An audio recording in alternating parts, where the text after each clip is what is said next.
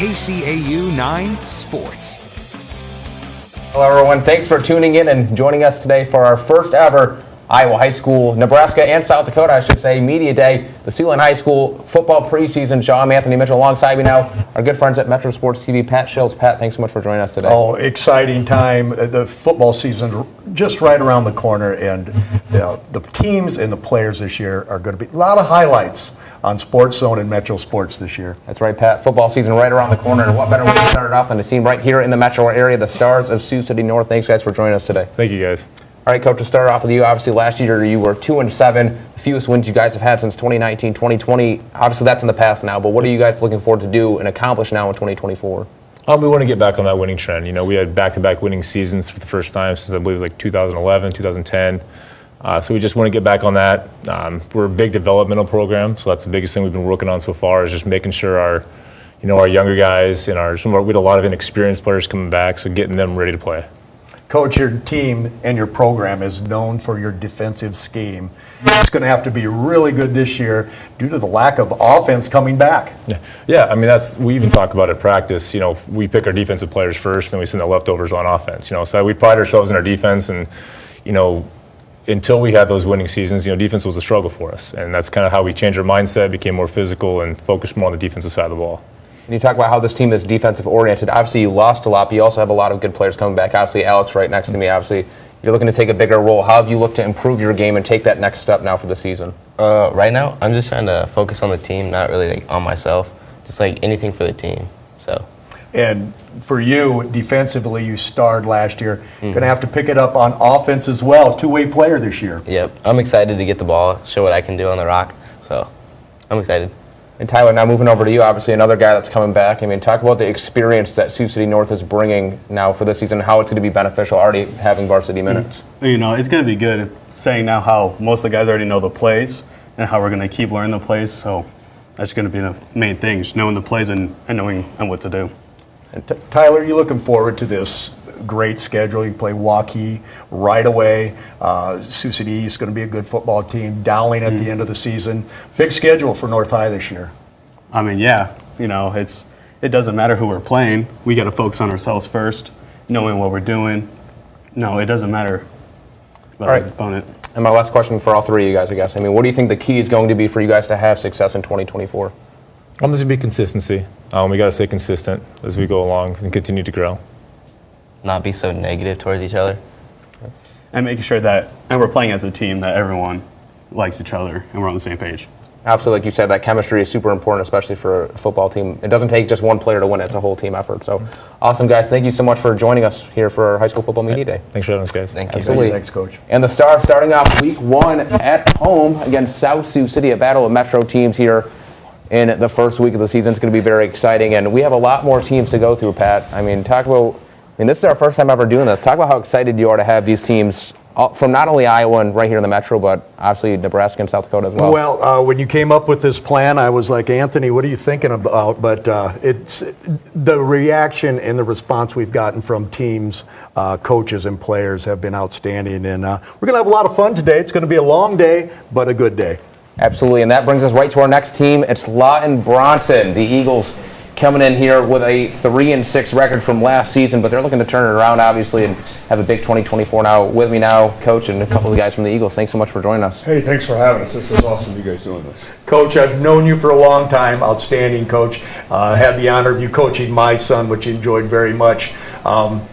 Your football team, young, but it's going to be a tough team. Yeah, we're a really tough team. We've been emphasizing being blue collar, having a physical mentality. Want to get back to running the football, getting downhill, but bringing our lunch pail, our hard hat, just coming to work every day and controlling what we can control.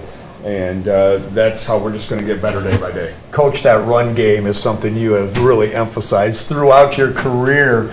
You have not fallen for the 7-on-7 passing game. Tell us a little bit about your theory. Well, I just think that it's important. Football comes down to blocking and tackling, and I think it's a physical sport. So we just try to be, again, blue collar, be physical, to run downhill. I think we live in Big Ten country, and I think ultimately in Big Ten country, you're going to have to run the ball at some point. And if you notice the teams that have sustained success in Northwest Iowa, like West Lions and those types of teams, they run the ball very successfully. So I still think that running the ball on any level is still the key to winning and stopping the run on the defensive side of the ball. And obviously, you talk about a big emphasis of running, and Evan Teeger's here with 650 rushing yards last season, 10 touchdowns, both among the best on that team. I mean, how have you stepped up your game now getting ready for 2024? I think a big part of it was not worrying about myself, worrying about my team, not worrying about my stats, but worrying about how many points we score as a team and our wins and the minimal amount of losses we can get. Evan, 10 touchdowns last year. Personal goal, 20. What are your personal goals this season? Personally, I want to try and get at least 20, but to me it doesn't really matter whether I'm running the ball or Cohen. I just want to win. And Coach, going back to you, talk about having that lunch pail mentality, blue-collar work ethic. I mean, talk about the importance of that. I mean, especially having a team with guys that are coming back looking to take on bigger roles. I just think that's the Midwest. The Midwest is hardworking people. It's the truck driver, the plumber, the electrician, and we just want to have those Midwest values on our team, instill those values that it doesn't matter if it's raining, snowing, shining. None of that you can control. Control the controllables. So what does a blue-collar worker have to do? It doesn't matter if they're not feeling well. They have to get up. They have to go to work every day. They have to do their job, and all of us count on them to do their job. And that's the message we're preaching in our program, is to have those Midwestern values of getting up, going to work, and it doesn't matter what the outside conditions are. You have a responsibility and a job that you have to do. And that's not only what you owe to your teammates, but that's what you owe to yourself.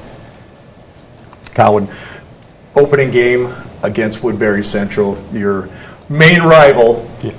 Tell us about that. Well, they've been very great these last few years. I mean, we've been losing about 7 years in a row now, but we're really looking to take that back this year. A lot of respect to them, a lot of success in their program recently, so just hoping we can start the trend changing it. And wrapping up here, our last question for you guys. Lawton Bronson, I mean, what do you think is going to be that key, the X factor for you guys to have some more success here in 2024? For me, and I'll pass these guys, but to me, again, it's controlling what we can control, communicating, being consistent, being coachable, the coaching staff being credible, bringing the knowledge that the kids need to learn to be successful, and not being entitled, but understanding in this world you have to earn everything you get, and I think that's going to be our keys to success. We have a lot of talent, a lot of speed.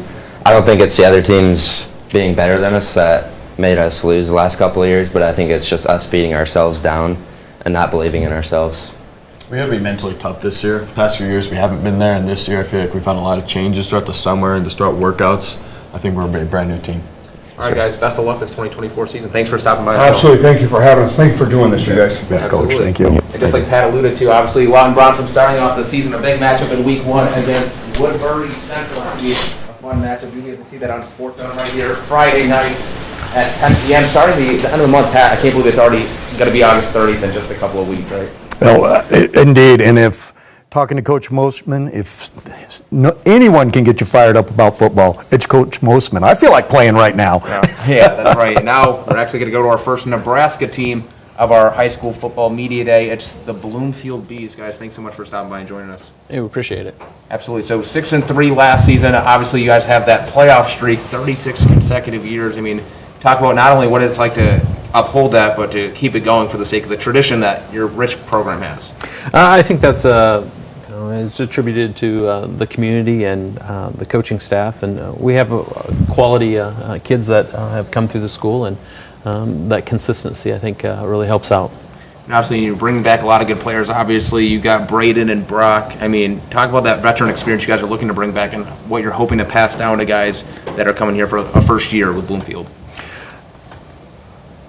Me? Yeah, whoever wants to say it. Yeah, been starting since freshman year, so I got some leading that I'm going to do for all the homecoming freshmen. We had a lot of seniors that graduated, so got to just stir them into the right way. And we got some juniors, Owen, Brock. We got some talent coming back, and we'll be working hard. Brandon, your numbers were incredible last year. 859 total yards, 15 touchdowns. You also were fourth on the team in tackles. Do you enjoy playing two-way? Yeah, I do. It can get a little tiring, but we work hard during the season to get our endurance up. But, yeah, it's fun. Get to go on both sides. And obviously, you talked about some players that you guys lost. I mean, it's hard not to talk about Wiley. I mean, he had over 1,000 yards. I mean, Coach, what are you guys looking to do to fill some of those gaps and fill some of that production? I think the biggest thing is just kind of the old mantra of the Huskers, and it was, we're going to just reload with those kids.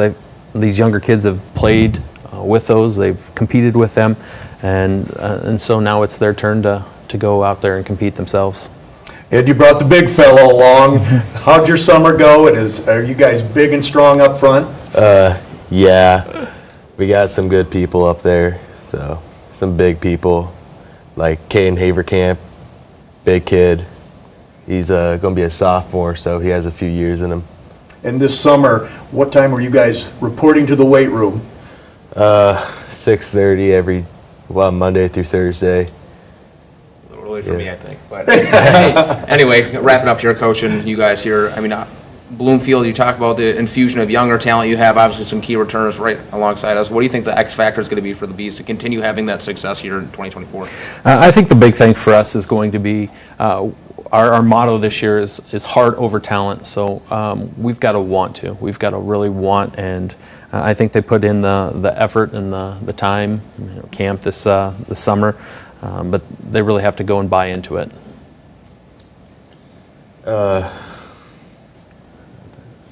What do you guys think? Yeah, we just got to work hard. Last year, some of us didn't get along too well, so we've all been hanging out. We all go to the lake together. We do all this stuff together. We're working hard at weights. There's no yelling at each other. It's just picking each other up. So I think we'll be a lot better this year just on that aspect. Does the win streak ever enter your mind? All the time. Because when I'm not feeling like pushing myself in weights, I just think, what if this year, because I didn't do that last set, we lost that win streak. So it's just always in the back of my mind. All right, guys. Well, thank you so much for not only stopping by, but hanging out with us. It was a lot of fun catching up with the Bloomfield Bees. I appreciate it. Yeah, good luck, Coach. Absolutely. Good luck, guys. Thank you. Okay. All right, and starting off the Bloomfield Bees, Week 1, taking on Sam, the defending state champs, the Mustangs. That's going to be a big matchup with the Bloomfield Bees, a very capable team, and as you heard there, a lot of talent between some infusion and some veteran presence. Okay, our next football team will be Unity Christian as they're preparing for the 2024 season. Back-to-back 500 season. Coach, you're looking forward, no doubt, to improve this season. Yeah, certainly look to improve. Had a lot of new young talent last year. Really tough competitive schedule, week in, week out. Trying to look to capitalize on a few of those mistakes that we had and win a few more football games. Has summer camp gone well with the hot weather here recently, and of course the situation up north with some interference with the flooding? Yeah, it's been a really good summer as far as production from our guys and just being there and showing up consistently and numbers across the board at football workouts and in the weight room have been really good this summer. We weren't affected terribly by some of the flooding. A few family members were, and from guys on our team and things like that. But just opportunities to go to Rock Valley and reach out with them and connect with them, local school, and see how they're doing with all of the flooding and things like that, and hopefully improving. So, yeah. Your September schedule, that's no bargain. No. Yeah, like I said, we have a really tough district. Schedule is really good, but that's where we want to be as a program. We want to be playing those teams week in and week out. We want to see where we stack up against them. Just look to put the best product on the field that we can. Now going over to you guys, Braden and Cole. Talk about the importance of obviously days like today and the first couple weeks of practice, how those are the building blocks for you guys to have success in the season. For us, it all started in the weight room at 6:30 in the morning.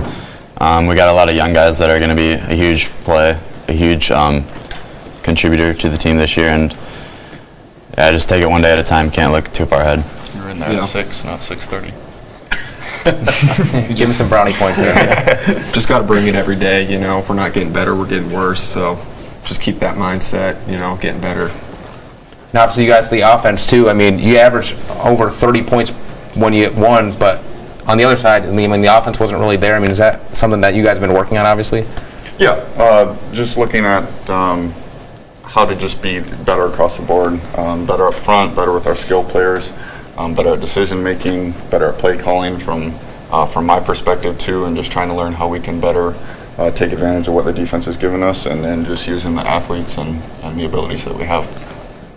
As a lineman, you prefer throwing the football, or you like to get off that line of scrimmage and knock somebody down? Man, I like a pass play, really just set up, use our athletics, because like we're not the biggest team, but we're a very athletic team. So, yeah. Okay. A prolific offense in Class 2A, a lot of state returning leaders. You guys looking to score a lot of points this year? Yeah, we'll be looking forward to spreading the ball around a lot this year. It'll be interesting to see how teams play defense on us, because we got a lot of guys that can make more plays now, and it'll be really helpful for the offense. And wrapping up here with you guys, Unity Christian, kind of looking ahead for the 2024 season, just a couple of weeks away. I mean, what do you think the ultimate key is going to be for you guys to have some more success this season? Yeah, I think just playing just better situational football all around. Offensively, putting ourselves into better situations, second and third and short, not going backwards. Defense just continuing to give up short gains at a time and just avoid giving up the big play and make the other teams earn it and hopefully be able to capitalize on their mistakes. What do you guys think? Key for 2024, if you had to put a pin on it. I would say, bringing it every day. Like, it's not, you can't take a day off. That's when another team's gonna get the edge on you. You just gotta bring it every day, because our goal for the year is committing to excellence every day, so it's really just an everyday choice. It's like looking forward to the future, but also just focusing on what you have to do that day. All right, guys, thank you so much for joining us, and best of luck in the 2024 season. Appreciate it. Thank you. Absolutely. And Unity Christian starting off the season here against MOC Floyd Valley, a couple of Orange City natives teams going off here in the first week of the season. Again, Pat, feels like it's going by so quick, just a couple of weeks away to start the season. It sure does, and these teams, they look like they're ready to go.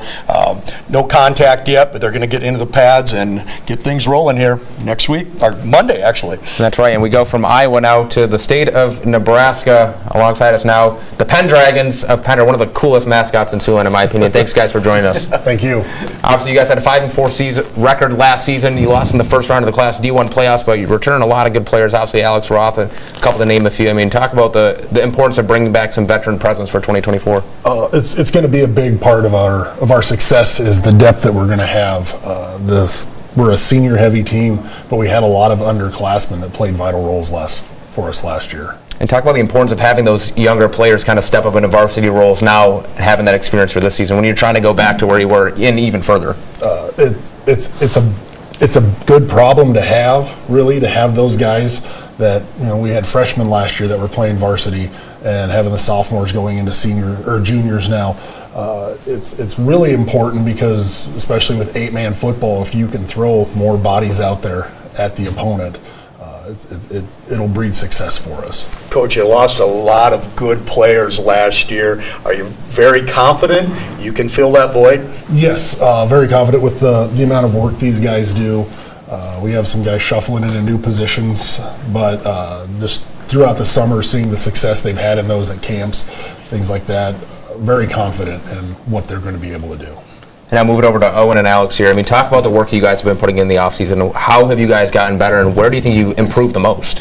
A lot of the improvement comes from the weight room. Most of the guys getting in there early mornings, and then a lot of guys go late at night too. So just a lot of work in the offseason pays off in the future.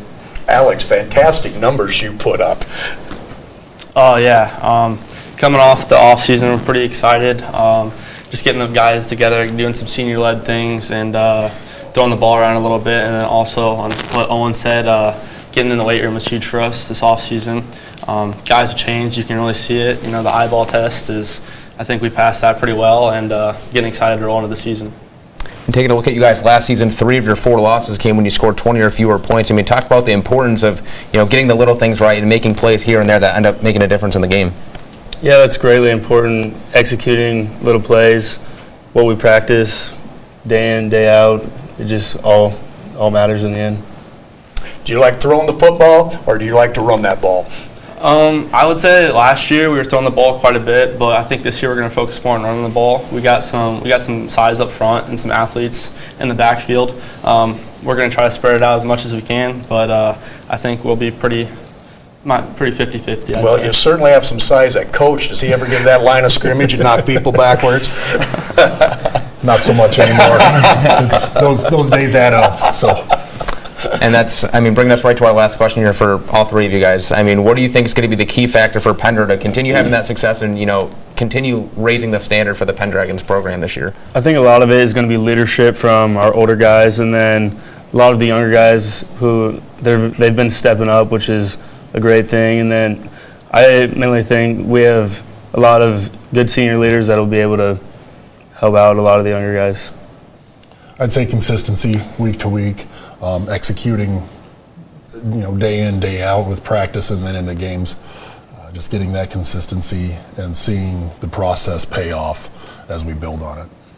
I would say we have a pretty big team this year, 44 kids on an 8-man team. So I think we're going to have a lot of competition at positions, which is always good.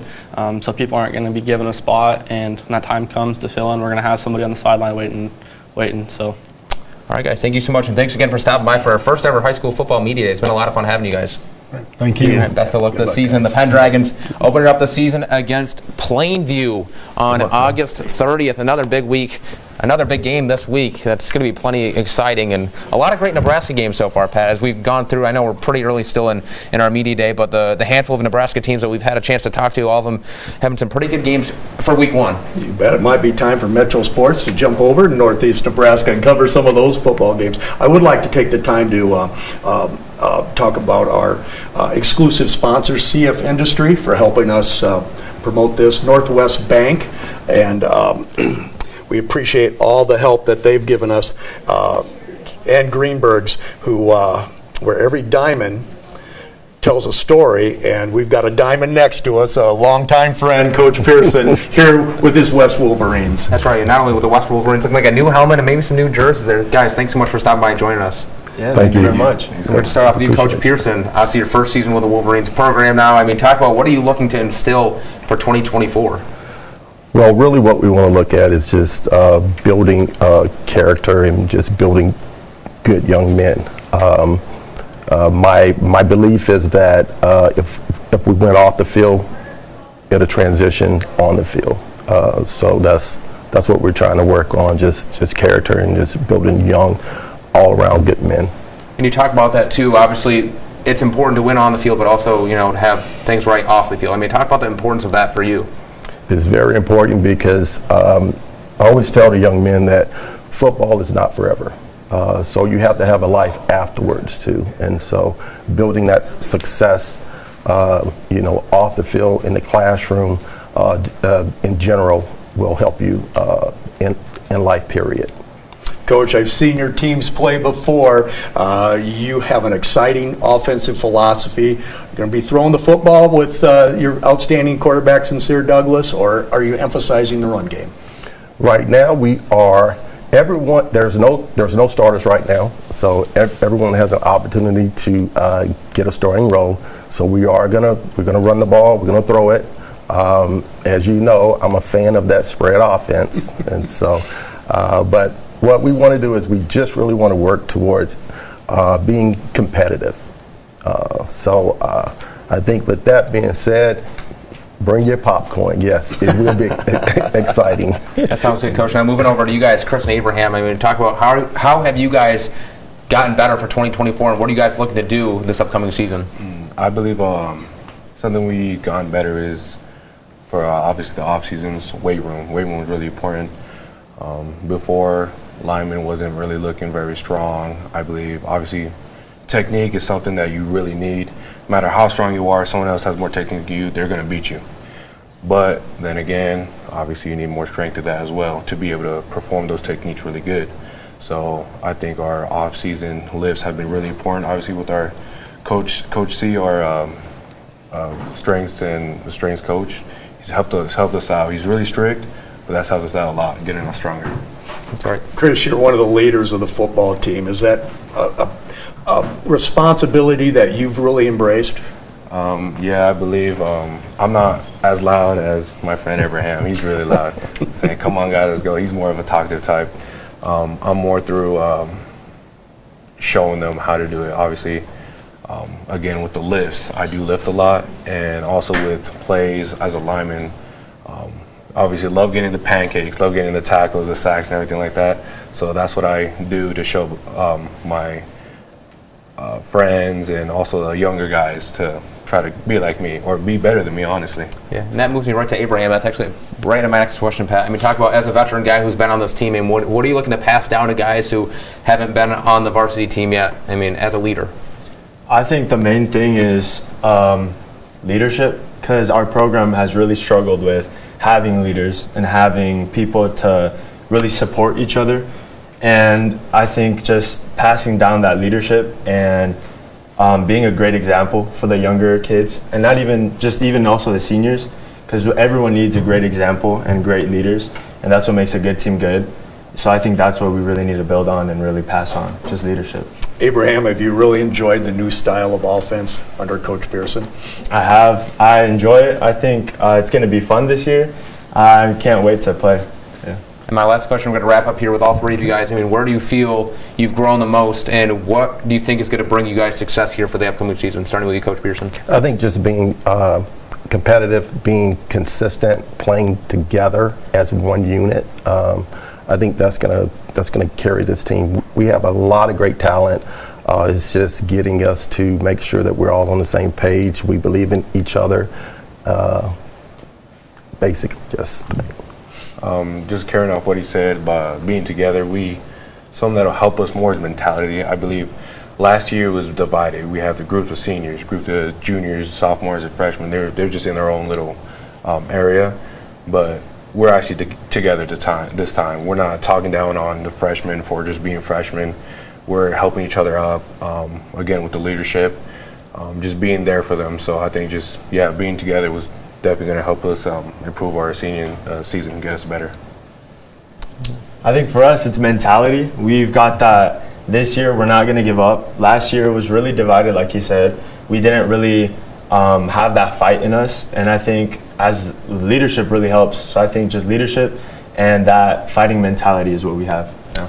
All right, guys, thank you so much for stopping by, and best of luck the 2024 season. Yeah, thank you for having us, guys. Absolutely. And the Wolverines starting off the season against Council Bluffs Lincoln in week 1. It's going to be the first game for, obviously, Sioux City West head coach Stefan Peterson, coming in year 1 in the program. So it's going to be pretty exciting, a debut for the Wolverines. What do you think, Pat? Well, Coach Pearson is just a top-notch guy, and I think the accountability, and you can tell by the players, they're enthused. So it's going to be a good year for Wolverine football. That's right. Looks like they got a new helmet and some new uniforms too, so that'll be exciting to see right here on not only Metro Sports, but SiouxlandProud.com and Sports Zone right here Friday nights. You bet. And Metro Sports is now going to YouTube. It'll be Metro Sports TV on YouTube. All right, moving over to the state of South Dakota, no one other than Elk Point Jefferson head coach Jake Terry. Coach, thanks so much for joining us. Yeah, absolutely. Thanks for having me. Absolutely. So last year, another great season, 10-2, going all the way back to the Dakota Dome. I mean, you got a lot of pieces returning. You got Keaton Gale coming back, Ashton Fairbanks, just to name a couple, and Gunnar Ewing as well. I mean, talk about that nucleus of players and how they've been able to take a next step this year. Yeah, we got a great core of kids coming back this year. We returned 6 starters on offense and 7 on defense. And just having that core nucleus to be able to build around, even though we only have those starters, we played a lot of kids last year, and so kids had a little foul taste in their mouth by the end of the season, and they get their goals set high. They want to get back to the state championship game where we've been the last 2 years, but this time they want to come out on the right side of it. And we had a great summer in the weight room. Our kids really worked hard and really came together as a team. I haven't had a team that's really this close, from freshmen all the way to seniors, all the way through, that they all get along. They just all hang out, and they're truly a team. They're a bunch of fun kids to be around too. Coach, a lot of good things happening at Elk Point Jefferson, not only in football, but all sports. Yeah, we've had a great success. Baseball just won a state championship with their Legion team a couple weeks ago. We've had some good success in track, basketball, wrestling, football. Basketball the year before has done it. And we've just had a really great group of kids over the last 4 or 5 years that have bought in, working hard in the weight room, and doing the little things right, and having parental support that goes along with it. It's been huge. Your quarterback, Keaton Gale, the numbers, phenomenal. Having a returning quarterback means a whole lot. Oh, it's huge. He's a dual threat quarterback. He can run, he can throw the ball, he's an accurate, he's a smart kid too. He's like having another coach on the field. He gets us into the right place, gets into the right situations, and we'd struggle without Keaton. He's good. He's real good. And you talk about, obviously, you had a lot of players that played last year, and you have a really big team. I mean, talk about how much you pride yourself on that depth and having players that you can kind of plug in and play if someone goes down. Right, yeah. So we got 42 kids on our roster, which doesn't seem a lot, but we only got about 90 boys in our high school, so we get a really high percentage of our guys out. And so looking at our depth chart, we're probably going to play 25, 26 kids on the varsity level, and being able to have that depth and rotate from one play to the next is really only going to benefit us down the road. And it's going to be nice to be able to rely on, and like you said, if somebody does go down, hey, next guy up, next guy in, and really breed some competition in practice too. Your schedule looks daunting. There's a lot of good football teams in this area in South Dakota. Yeah, we play. Week 1 we start out, go a road trip up to Parker, then we're off week 2, and then we got Mount Vernon coming to town, who's a really good team, and then we got Winter, who's been the team to beat for the last 20 years, coming to town week 3, and that's kind of one I know our kids got circled. I know they got circled, and it's going to be a great one. And schedule doesn't really let up from there, and finish up with Sioux Valley, and I mean those are going to be some really tough games, and really some good measuring sticks early to see where we're at. And I think you just said it perfect there, measuring sticks for this upcoming season. I mean, talk about the importance of playing a good schedule like that, and how does that make your group better? Oh, it's huge, right? Being able to go through that adversity, having to challenge themselves early, and then learn from those experiences, and win or lose, we get better as a team from those games. So then hopefully come playoff time, we're ready to go. On the flip side, it gives us a chance to kind of defend power points too, and give us a chance to get a high seed in playoffs too, which is always what you want to have. Coach, you got some serious airtime today. Okay. Best of luck on your season. Should be great. Yeah, appreciate it. Thanks for having me, guys. All right, Coach, best of luck in the 2024 season. All right, thank you guys very much. That's right, and the Huskies starting off the year on the road, just like Coach mentioned, August 23rd, a little bit earlier, obviously, with the South Dakota schedule compared to Iowa and Nebraska. So, I mean, we're talking about the excitement of the high school football season. That's 1 week earlier for the Huskies of Elk Point Jefferson. What do you think, Pat?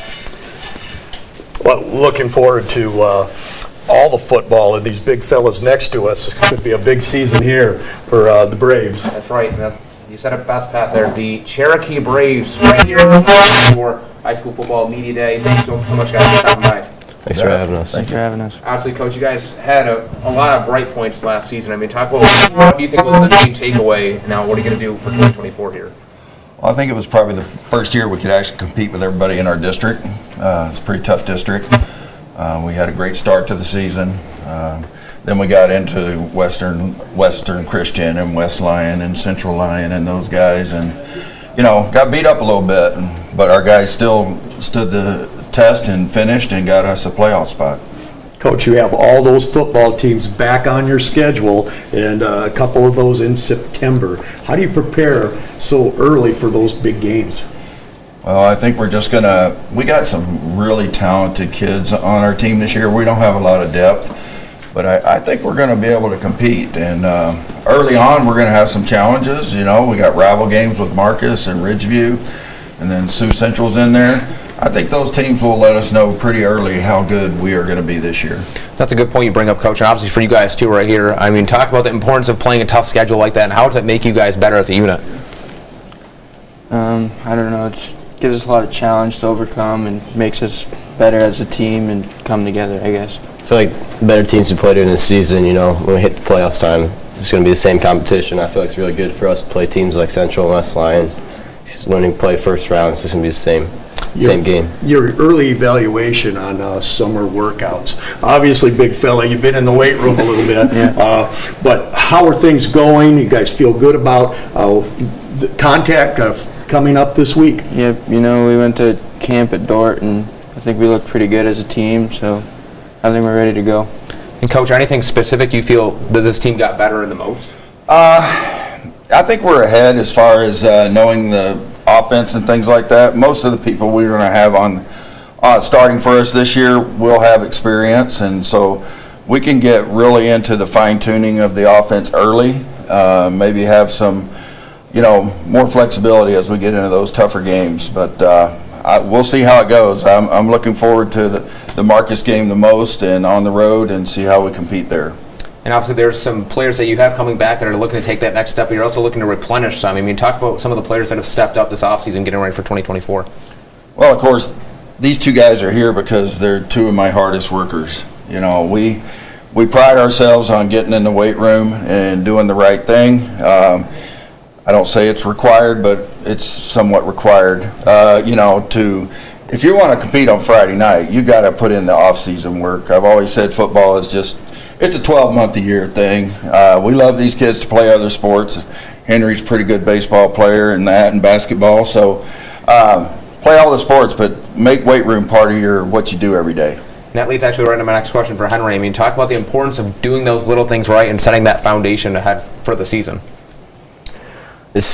I feel like we got a new strength coach this year, so we've been doing some different stuff, and I feel like it's been helping us a lot. We've been getting faster, more athletic. I feel like when it comes to the field, it's just going to show when we've been in the weight room more than the other teams. Pat, what do you think? The quarterback, talented sophomore last year.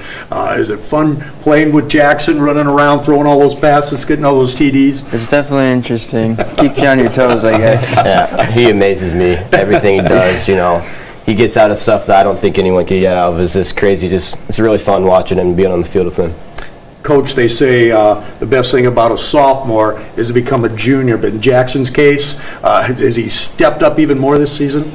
He looks pretty good. We're not holding him back, but we're just going to keep him out of the mix as much as we can early on, just so we make sure we have him when the games count the most. He is pretty amazing. Like I say, you can't go wrong calling his number. We just got to figure out when teams key on him, who else can we go to? All right, my last question for all three of you guys. I mean, what do you think the X factor is going to be for Cherokee to have another successful year and take that next step as a program here this season? I think our most important thing is just staying healthy. A lot of guys are going to be playing both sides of the ball, so if we all stay healthy, I think we can win a lot of games. I think it's just play as a team, one step at a time. Coach? Yeah, we're definitely we're not close to platooning. But I've always told people, even when I was at Galen years ago, it's like, give me 15 guys that can play football, and we can pretty much compete with anyone. All right, Coach, thank you guys so much for stopping by for our high school football media day. Thank you. Thank you. This season as well. And Cherokee starting off the season here, week 1, just a couple of weeks away. They're going to take on MMCRU. I know Coach is talking about how excited he is for that game. Another great game. I feel like, Pat, week 1 always brings plenty of excitement, and 2024, no exception. No, indeed, the crowds are big. The weather normally is real good, and these teams, like many of them said, up at 6 o'clock, lifting weights, they're ready to play football, a football game. Yeah, and you talk about the weather last year. I think I was wearing shorts week 1 last season. Hopefully I can this year in 2024. But anyway, going to move on to our next team here, the Mustangs of Newell Fonda. Guys, thanks so much for stopping by and making the trip here for our high school football media day. Well, thanks for having us. We're happy to be here and excited for the upcoming season. So absolutely. You talk about the excitement for the season. I mean, talk about what have you guys done to improve now getting ready for 2024, just less than a month away.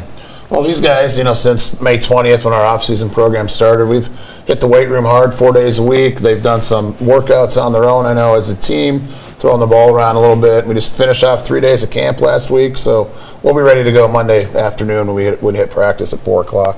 Coach, those 3 days of camp normally when you guys start, it's 100 degrees. This year's seasonable, almost Friday night football weather. Yeah, I normally like a little hotter so we can get in shape and sweat a little bit, but we ran a 7-12 camp, so we had some of our junior high guys there too, so that was good for those guys to get acclimated.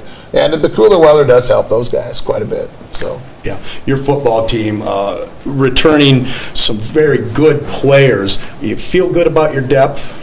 I do right now. We're a little thinner maybe than we have been in the past, but we've got some young guys ready to step up and take those positions, and they'll get better. They're young, but they're going to get better every day, and that's all I can ask for. We're going to move over to Max over here. I mean, obviously you're coming back. You had a decent year last year. I mean, what have you looked to do as an individual to step up now as quarterback? I got to lead the team, and the young guys, they don't have a lot of experience, and I just got to lead them throughout the whole year and just keep the confidence high with them. So, Max, you play both ways. Do you like scoring those touchdowns, making those yards, or you like to tackle people? It's hard to decide. I like both of them. I like defense a lot, but I also like offense a lot. So I like offense and scoring touchdowns. Spoken like a true football player right there. Offense wins games there, so I like scoring.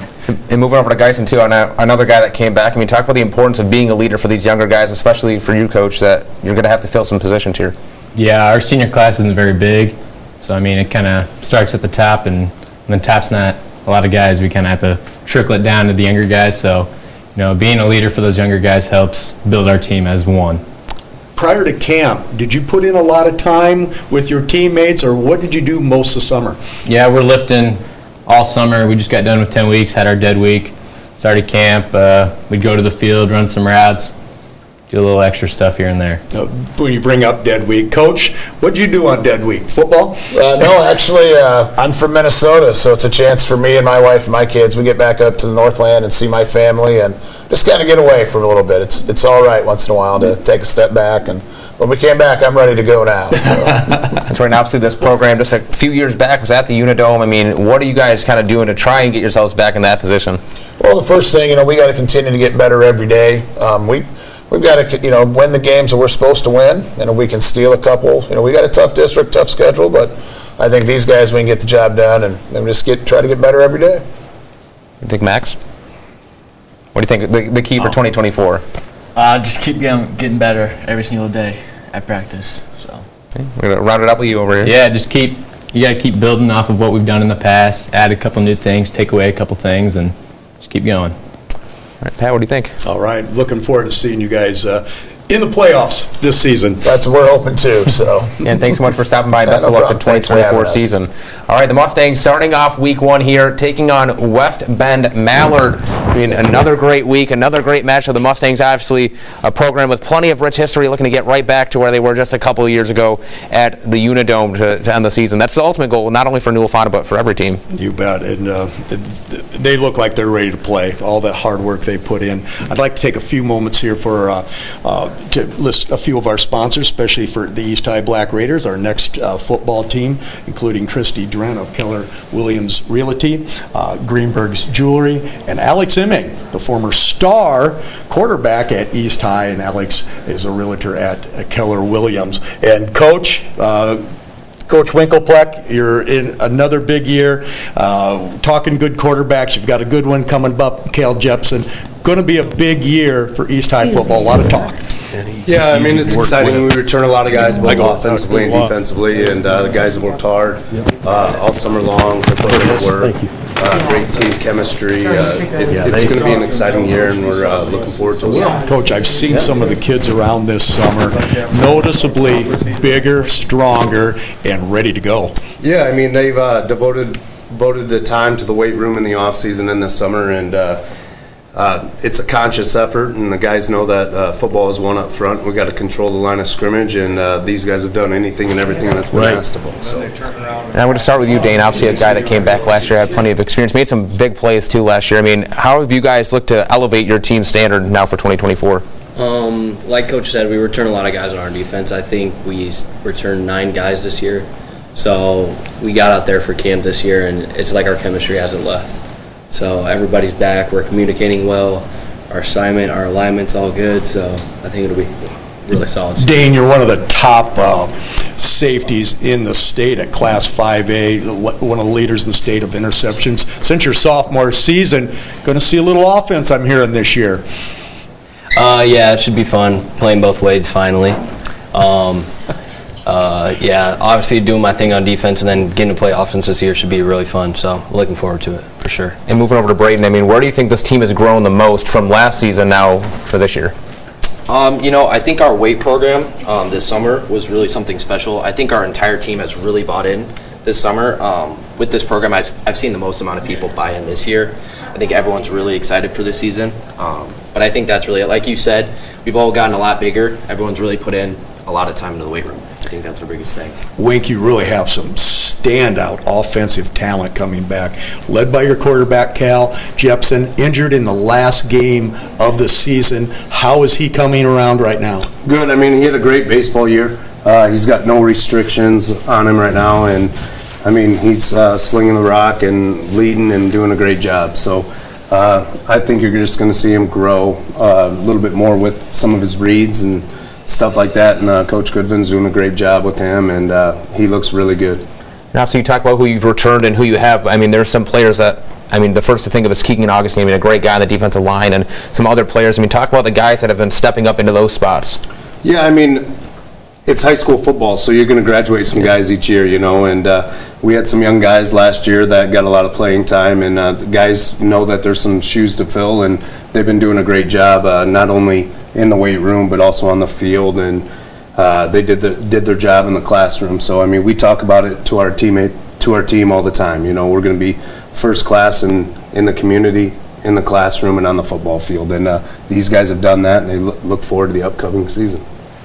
You guys like to run the football, and you've got a good tailback, Miles Wagger of the great Wagger family. How is the running backs coming around this year, and you guys feel like you're going to get a lot of push off the line of scrimmage? Yes, I think that's our biggest goal, is to move the line of scrimmage, consistently run the ball, get 3 to 4 yards every single time. I think our run game will be amazing this year for sure. You bet. And Dane, defensively, you've spearheaded that secondary for a long time. The linebackers and up front, have they been improving and ready to go? Yeah, they have. A lot of them have been young. Last year, a lot of them got reps, but they didn't feel like the role that they have now. So it's just them getting used to being able to know their role and play their role well, I like to say, but everyone's adapted to it, and it's looking really solid. Dane, we're really excited both at Metro Sports and KCAU. Your guys' schedule is awesome this season. Yeah. I mean, talk about those games, too, bouncing off you, Pat. I mean, do you feel those are kind of measuring stick moments? I mean, you're playing Southeast Polk, playing Ames. I mean, obviously teams right here locally, too. It's going to be good games, too. Yeah, I mean, the schedule's a tough schedule, so it's going to give you a barometer of where you're at, you know. And you just got to give yourself a chance to win. And we made the playoffs the last 2 years, and Southeast Polk's won the championship, you know, a couple years here in a row. So it's nice to go up against the best and see where you're at, what you got to work on. And, you know, we're just going to take it one game at a time and worry about Glenwood right now. But, you know, it's going to be a fun year, and we look forward to it. So, Ryan, wrapping up here, I mean, for all three, what do you think the biggest key is going to be for the Black Raiders to continue having that success here for this season? Obviously, I think we got to control the line of scrimmage. We got to take care of the football, and we got to be great on special teams. And if we can do those things, you know, I think we're going to be successful. I think bringing it every day at practice, having a great attitude, and just buying all into the program. I would like to say the same thing, attitude and effort, just buy in, take it day by one, and I think we'll see great things from that. All right, guys, thank you so much for stopping by, and best of luck at 2024 season. Thank you, and thanks for doing this. Appreciate the support. Thanks, Absolutely, and just like Coach said, the Black Raiders starting off the season against Glenwood. I mean, talking about an early challenge, and not only that, it's going to be on Thursday night, the 29th, rather than obviously those Friday games we've alluded to, August 30th here all around the area. We like those Thursday night games. It stops the load on Friday night, where we'll have 5 football games opening week on Friday night. Looking forward to that. That's right, and obviously we talk about the players that they've added. Well, one we've missed was Loudon Grimsley, the USD commit. He's transferred from Lawton Bronson to Sioux City, so I feel like he'll be a big add for the Black Raiders. Oh, the Black Raiders offensively with Cal Jepson, Miles Wagger, and Loudon Grimsley, as you said, a bigger and stronger offensive line. A lot of highlights on Siouxland Out Proud Metro Sports from East High this year. That's right. Now we move over to the state of South Dakota. Coach, great to see you, and I know it's a lot different from when we saw you last year in that parking lot. So, on the astrophalt there at Vermilion High School. Yeah, thanks so much for stopping by, Coach. Thanks for having us. Absolutely. So, talking about last season, I mean, a lot of learning moments, but you had a lot of young guys, too, that stepped up. I mean, how do you feel you guys took away from that season to get ready for 2024? We probably have had the best summer in the 3 years since I've come back on the sideline and taken the job at Vermilion with the attitude, with attendance, with work ethic. You know, I really feel like with the experience we have back, because of the young kids that have played the last 2 years, we feel very, very good. This is probably going to be our best group of young men up front, depth-wise and player-wise. Feel very, very good about that, and we're probably as deep in our skill positions as we've been in a long time. So it's, you know, those things make you sleep a little better at night when you when you're looking forward to teeing up practice tomorrow. So it'll be Coach, nice. last season was a little bit difficult. Are you one of these coaches that, okay, we're erasing the 3-win season, we're moving on, and we're going from there. Are you good at that, or do you like the revenge factor? I don't know that I would say that I'm too good at that, because it's certainly a learning experience for everyone. But there are reasons why. And in an age where football has changed so much, and you do what your kids can do each and every year. And so the nice thing is, coming off a 3-win season, knowing the experience we have back and knowing who we're playing and what we're doing, we feel like our schedule lays out very, very well for us this year. Very tough opponent in Lennox in the Dome in our opener, but we're very familiar with those people. I think you can put a 3-win, you put it in your library, and you understand why that happened, and you take a look at the things you need to do and change. And Connor, one of the kids that will be, has played for, people think he's been at our school for 15 years because he's played since he's a freshman. But young guys make you forget, and they keep you looking forward, and we just know we're a year better and more experienced. And Coach Boyle, that leads right into my next question. Obviously, you have a lot of returning pieces, such as Connor here. I mean, Connor, what do you think the main learning piece was for you guys last season, and what are you doing to kind of take away and add to your 2024 success? I think that, leading into this season is the leadership that we have to do. Bringing in those young kids and teaching them, how to adapt to situations playing in the Dome. Some kids haven't had the opportunity to do that, so you got to teach them how to just adapt to that environment. That is a really good point, because obviously not every team plays in an environment like that.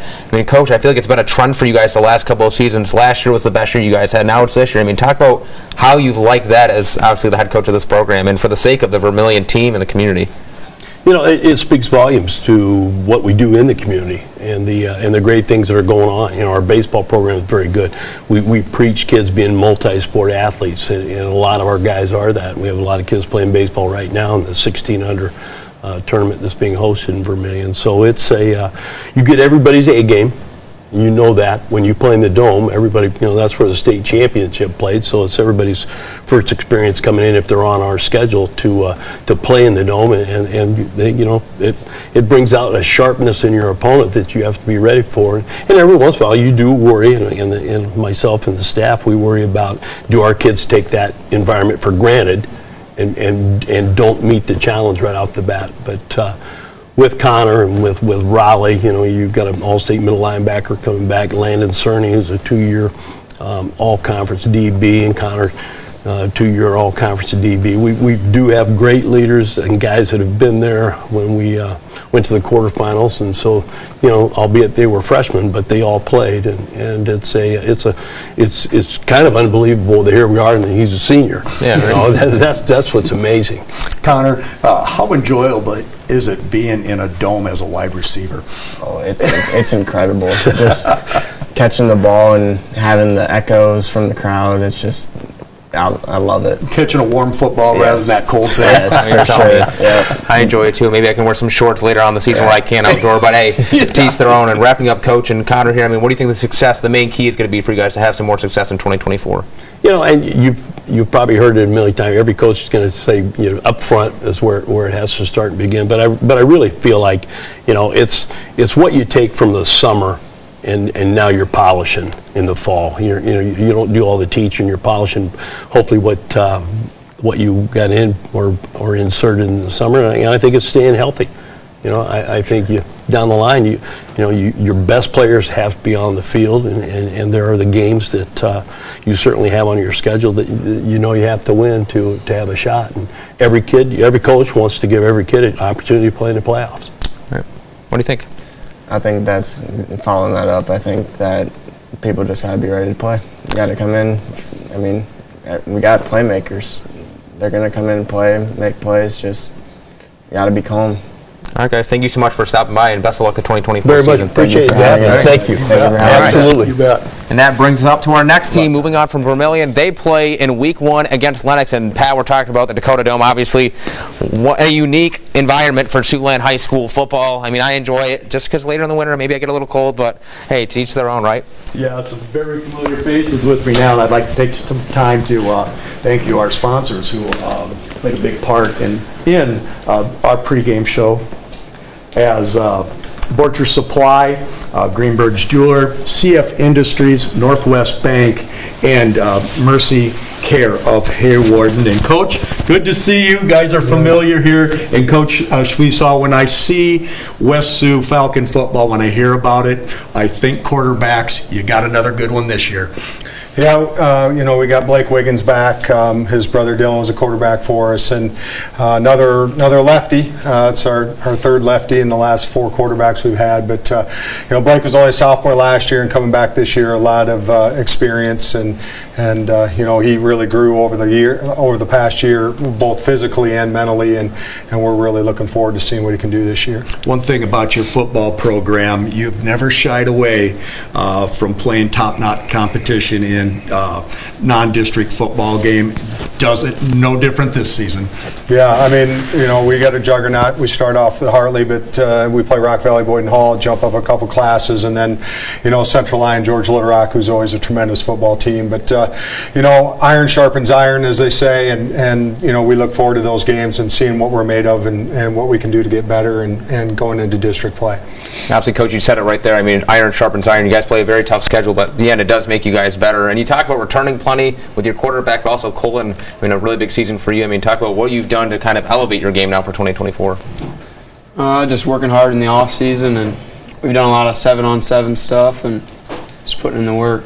And talk about the importance of having those, foundation blocks, Coach, and the building blocks in the off season to get ready for, games right here in August, September, all the way to the end of the season. Yeah, I mean, first of all, it starts with your seniors. The stage that they set in the weight room and the example that they make, and my seniors have done a tremendous job with that. And and kind of knowing what West Sioux football is all about and what the expectations are. And last year at one time we started 5 freshmen, and that's always tough when you start 5 freshmen. But then the next year they're 5 sophomores, and they've had a year in the weight room and those sort of things. And it's just one of those deals where it's back to the same recipe that's gave us success in the past, and hopefully that'll translate to wins again this fall. This big fella on your left, last year you guys ran into some injury trouble up front last season. Yeah. This year, is everybody healthy and ready to roll? Oh yeah, I think we're going to have a great offensive line. I think we'll be way better than last year, hopefully. Are you going both ways this season, both O-line and D-line? I'm going to try to. All right, Kelvin, I mean, is there a specific point you feel that you guys have emphasized this season, or anywhere you feel you've grown the most? I would say our pass blocking got a lot better. Run blocks also. Overall, our whole front line got way better. And obviously, Coach, we mentioned you guys are bringing a lot back too. I mean, but there's also some other players. Just like every year you graduate seniors. I mean, talk about some of those guys, how they've plugged into the roles. Well, Austin Van Engelhoven, he played some tight end for us last year, then unfortunately got hurt. Our first district game, was out for the year. We're moving him back to offensive line this year. He's really comfortable with that, and he's excited about it. Very rarely do you see a guy that goes from a skill position back to the offensive line and is looking forward to it. So, he's going to help anchor that offensive line. Colton Ford, another senior that's coming back that played and started for us on the offensive line last year. And I talked about Blake already, and Gavin Garrettson started at wide receiver, and he's back again. So, we're excited about those guys and having some guys actually coming back with some experience. Colton, you were just a standout both offensively and defensively. Is there any side of the ball you prefer? Probably catching those touchdowns offensively. Wrapping up here, guys, I mean, West Sioux obviously looking to get back to where you were. I mean, you guys have had a storied history as a program, but what do you think the key is going to be now for 2024? It's kind of cliche-ish, but we always talk about getting 1% better at least every day. And, we're going to have to put the work in, and we're still going to be a really young football team, but we have a really good mix of really, really hardworking and good seniors. But, like I said, just get better every day, come to practice, ready to practice, and give, outstanding effort every day, and that's what's going to get us back to where we were. Kellen? I would say hard work pays off, so working our best to get better every day, like Coach said. Yeah. I would say that our younger guys, hopefully they step up, and I think they will, and then just be a leader every day. All right, guys, thank you so much for stopping by, and best of luck this 2024 season. Appreciate it. Thank you. See you guys on Metro Sports. All right, thank you. The Falcons starting off week 1 here. They're going to have a very nice schedule. And the Falcons looking to, get back right to where they were last season. We talk about the success they've had as a program. I mean, West Sioux, they had a 9-year streak where they were over 900. Unfortunately, that was snapped last season. They did make the playoffs, though, first round, but obviously they're looking to go for a little bit further. Now, coming right back to the metro area, Sergeant Bluff-Luton, Coach Smith and company. Always great to see you guys. Thanks so much for stopping by. Yeah, appreciate it. Thank you. Absolutely. Start off with Xavier, obviously, right here, right to my left. I mean, you were one of our Sports Zone Football Player of the Week winners last year, a Player of the Year finalist. I mean, talk about what are you doing to kind of elevate your game? Obviously, coming off a really good wrestling season as well. Work hard in practice, working hard in the weight room, and obviously having guys around me that are doing the same helps me stay motivated and stay determined to keep getting better for them. Coach Smith, I've always been impressed by your ability to change your offenses from team to team, personnel from personnel. If you had a big thrower like Daniel Wright, you came up with a great scheme of throwing the football. What are we going to see this year from Sergeant Bluff Warrior football? We're going to see what fits our personnel, right? We'll make some changes, that's for sure. We're going to tweak some things. We got 8 starters back. We got a lot of young kids who probably are good enough to get some touches and get some playing time. So we got to do a better job of kind of spreading the wealth. So you can't just key in on Xavier. And we got to make sure we have an offense that's more multiple and makes the defense guard sideline to sideline instead of just focusing on him. A daunting schedule this year. You guys play a lot of good football teams. Yeah, our district's really tough. I think it might be one of the top, 3A districts in the state this year. But we feel, with 10 starters back on defense, which is, in my 27 years, I've never had anything close to 10 back on defense, and 8 on offense. We have some good. We have a good opportunity to make some noise. And talk about the leadership. Where do you feel that's been at? Obviously, a lot of returning players, like you just mentioned, the 2 right here, Alex and Xavier. I mean, how important has that been in this offseason? It's been these guys have been outstanding. They're great young men first and foremost. We talk about developing young men in this program, and it's easy when they come in. They're already good young men. That's for sure. They set the example for everybody. And I would say overall that leadership has rubbed off, and we got a lot of kids that I think they're kind of on a mission this year. They have belief in themselves again that we lacked, for a couple of years, and so I'd say the juice is back a little bit. Alex, how did your 3-day camp start out? The weather was agreeable this year, but how do you feel about how you guys did in camp and the big contact starting on Monday? I feel like we're starting to become a team now. I feel like we're not just playing for ourselves. I feel like we're playing for each other, and I feel like, especially as an offensive lineman, that's huge.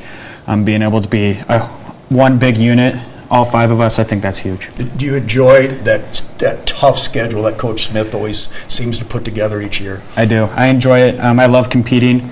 I just want to make sure that I can be my best self going into my future endeavors. And you bring a lot back, but obviously you lost to Alex Scott Dixon, who was a very big piece of that offense. I mean, talk about how you guys have been trying to fill that role. Well, he was an amazing punter and kicker for us. Hit a 48-yarder last year in a game. Last game of the season, he's going to Sioux Falls now to kick up there for them. We got a couple soccer guys that are out. They're doing a pretty good job too. I don't know if they're going to be quite as effective or powerful as Scott, but we'll have some guys to put in those roles. Xavier, multi-talented player. Do you like to catch the football, or you like to get the ball at the line of scrimmage? I like to get the ball at the line of scrimmage. I like to hit people. All right, wrapping up here, guys. I mean, for each one of you, what do you think the key is going to be for you guys, the Sergeant Bluff-Luton Warriors, to have some success here in 2024? Start off with you. I think the key is consistency, completing our schemes, because that might not be something that our opposing teams realize. But I feel like if we can keep our consistency and execute plays how they're supposed to be executed, we can do some damage. I feel like playing as a team, again, football is not a one-person sport like basketball can be, some other sports like that. But I feel like all 11 guys have to be doing their job at the exact same time. And I feel like that's going to be the key to our season this year. Coach? That's it. Football's a tough sport for tough young men. And mental, emotional, physical toughness, that'll be the key. All right, Coach, thank you so much for stopping by, and thanks, guys, for taking the visit here for our first ever high school football media day. I appreciate it. Thank you. Thank you. Absolutely. Sergeant Bluff-Luton, another team look to get back on the right track in 2024. Plenty of talent coming back, just like Coach Smith alluded to, especially on that defense. Talk about how key it is to have some pieces back like that on the defensive side of the ball, and especially with as tough of a schedule they have. A lot of returning starters, big schedule, big players. Look for the Warriors to really play well this season. That's right, and that moves us right to our next team, the the Royals of MMCRU. Guys, thank you so much for stopping by and visiting. Thanks for having us. Absolutely. We're going to start off with you, Coach. Guys, you had a 7-3 record last year. I mean, a nice season. You guys, had a nice run in the postseason. I mean, talk about how are you looking to build off that now for 2024? We've been on the cusp for far too long, and last year was a great movement in the right direction, and so we're just hoping to use that as a foundation to continue to build off of. We lose a lot of talent, but we bring back a lot of talent, and so I'm hoping that last year's example is just a standard that we've set now. And you talk about that foundation, the building blocks. I mean, and you guys know too, it starts in the off season. I mean, talk about the importance of doing those little things right day in and day out, getting ready for August 30th. Absolutely. Our weight room attendance has been very, very positive.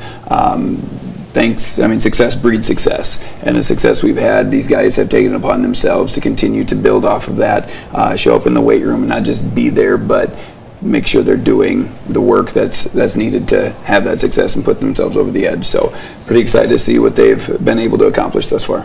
Coach, 7-3 last year. You had an outstanding quarterback in Jonah Peterson. You probably can't replace him, but you do have some good candidates. Oh yeah, I'm not worried about replacing talent, and every team is different. Every dynamic is going to be different from year to year. You're just going to change on that aspect. So we don't want to dwell on who we can and can't replace. We're just going to go with the guys we have and are excited about what they can bring to the table. And you talk about, obviously, just like every year you graduate players, but you have some great talent coming back. Obviously, Michael and Carver here. I mean, talk about, the growth that you've seen from this team from the end of 2023 now to the beginning of 2024.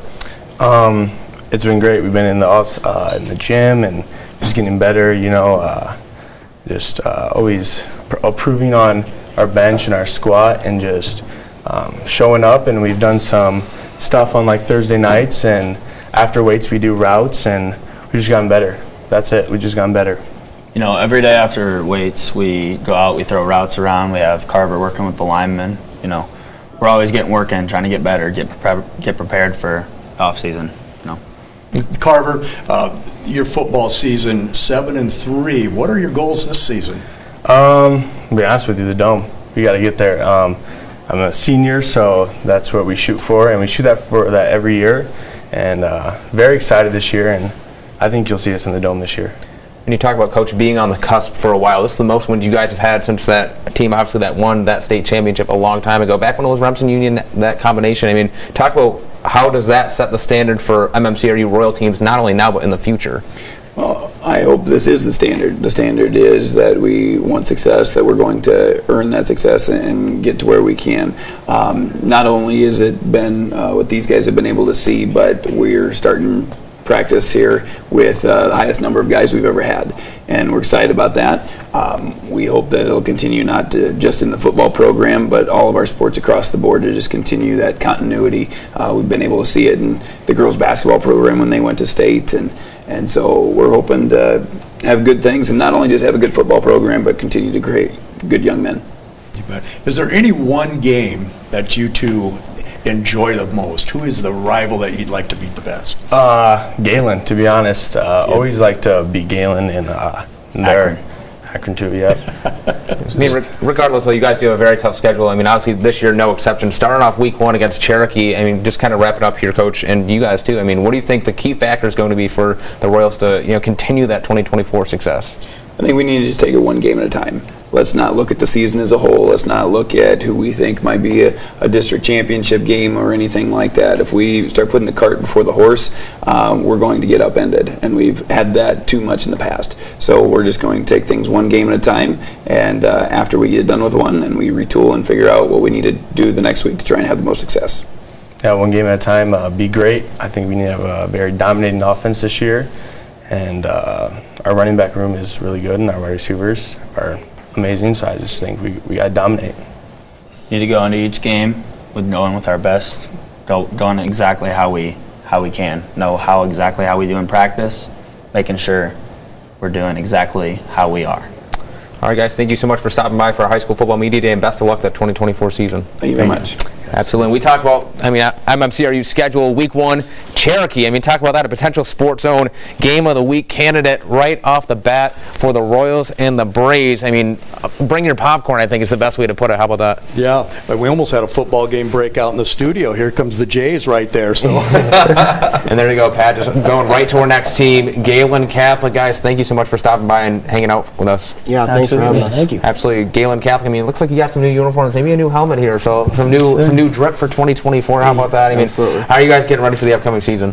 We've had a good off-season program. It started all the way back, I think, after we lost last year in the playoffs to Britt West Hancock.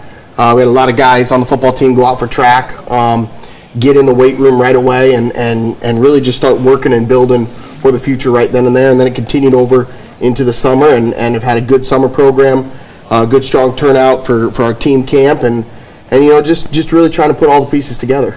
You talk about doing that. Obviously, a big part of that was the running game last year to Cale Pearson and Cole McCarty and company. I mean, you really pounded that rock. I mean, talk about, how have you guys taken that next step for this year? I think this year we're going to spread the playbook more out. I think last year, we're a little limited. It's hard because, it's Cole's first year being quarterback. So, it's a big change. And it's big, step up for him. But, I think he's handled it better at the end of the year. He got more comfortable at the end of the year. And I think he'll take a step up this year, definitely passing more. And I'm excited to see that. Yeah, for sure. Like Cale said, I'm getting more comfortable. Last year was my first year at QB. So I think as we spread the ball around more, get a little more passing just to get those guys out of the box as they load the box, trying to stop our run game, which we've been doing pretty well the last year or two. I think when we spread it out, we get them thinking, we have that either pass or run dynamic, keep running the option, just keep them on their toes, and the holes will open up. And me and Cale, I think, will make some big gains as our line continues to work and make those holes. Yeah. For an inexperienced quarterback, you put up some big numbers. What is the biggest thing you learned going into this season?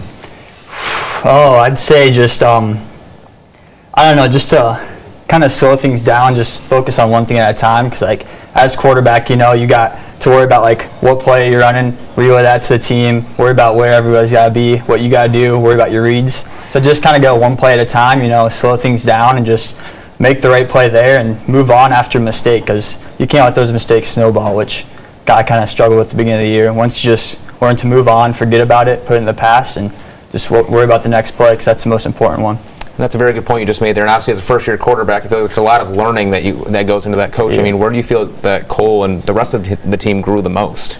Yeah, last year was we were searching for a quarterback. We had Connor Kraft previous years, and he was a dynamite quarterback for us. But the guys behind him didn't get any reps, and so when he graduated, Cole kind of stepped in and took that spot and grew so much as the year went on, and the team did too. And I think these two guys and our line really are our identity as a team. It's one of the first times I go back to the playoff game against Britt West Hancock, a fantastic team, state champs.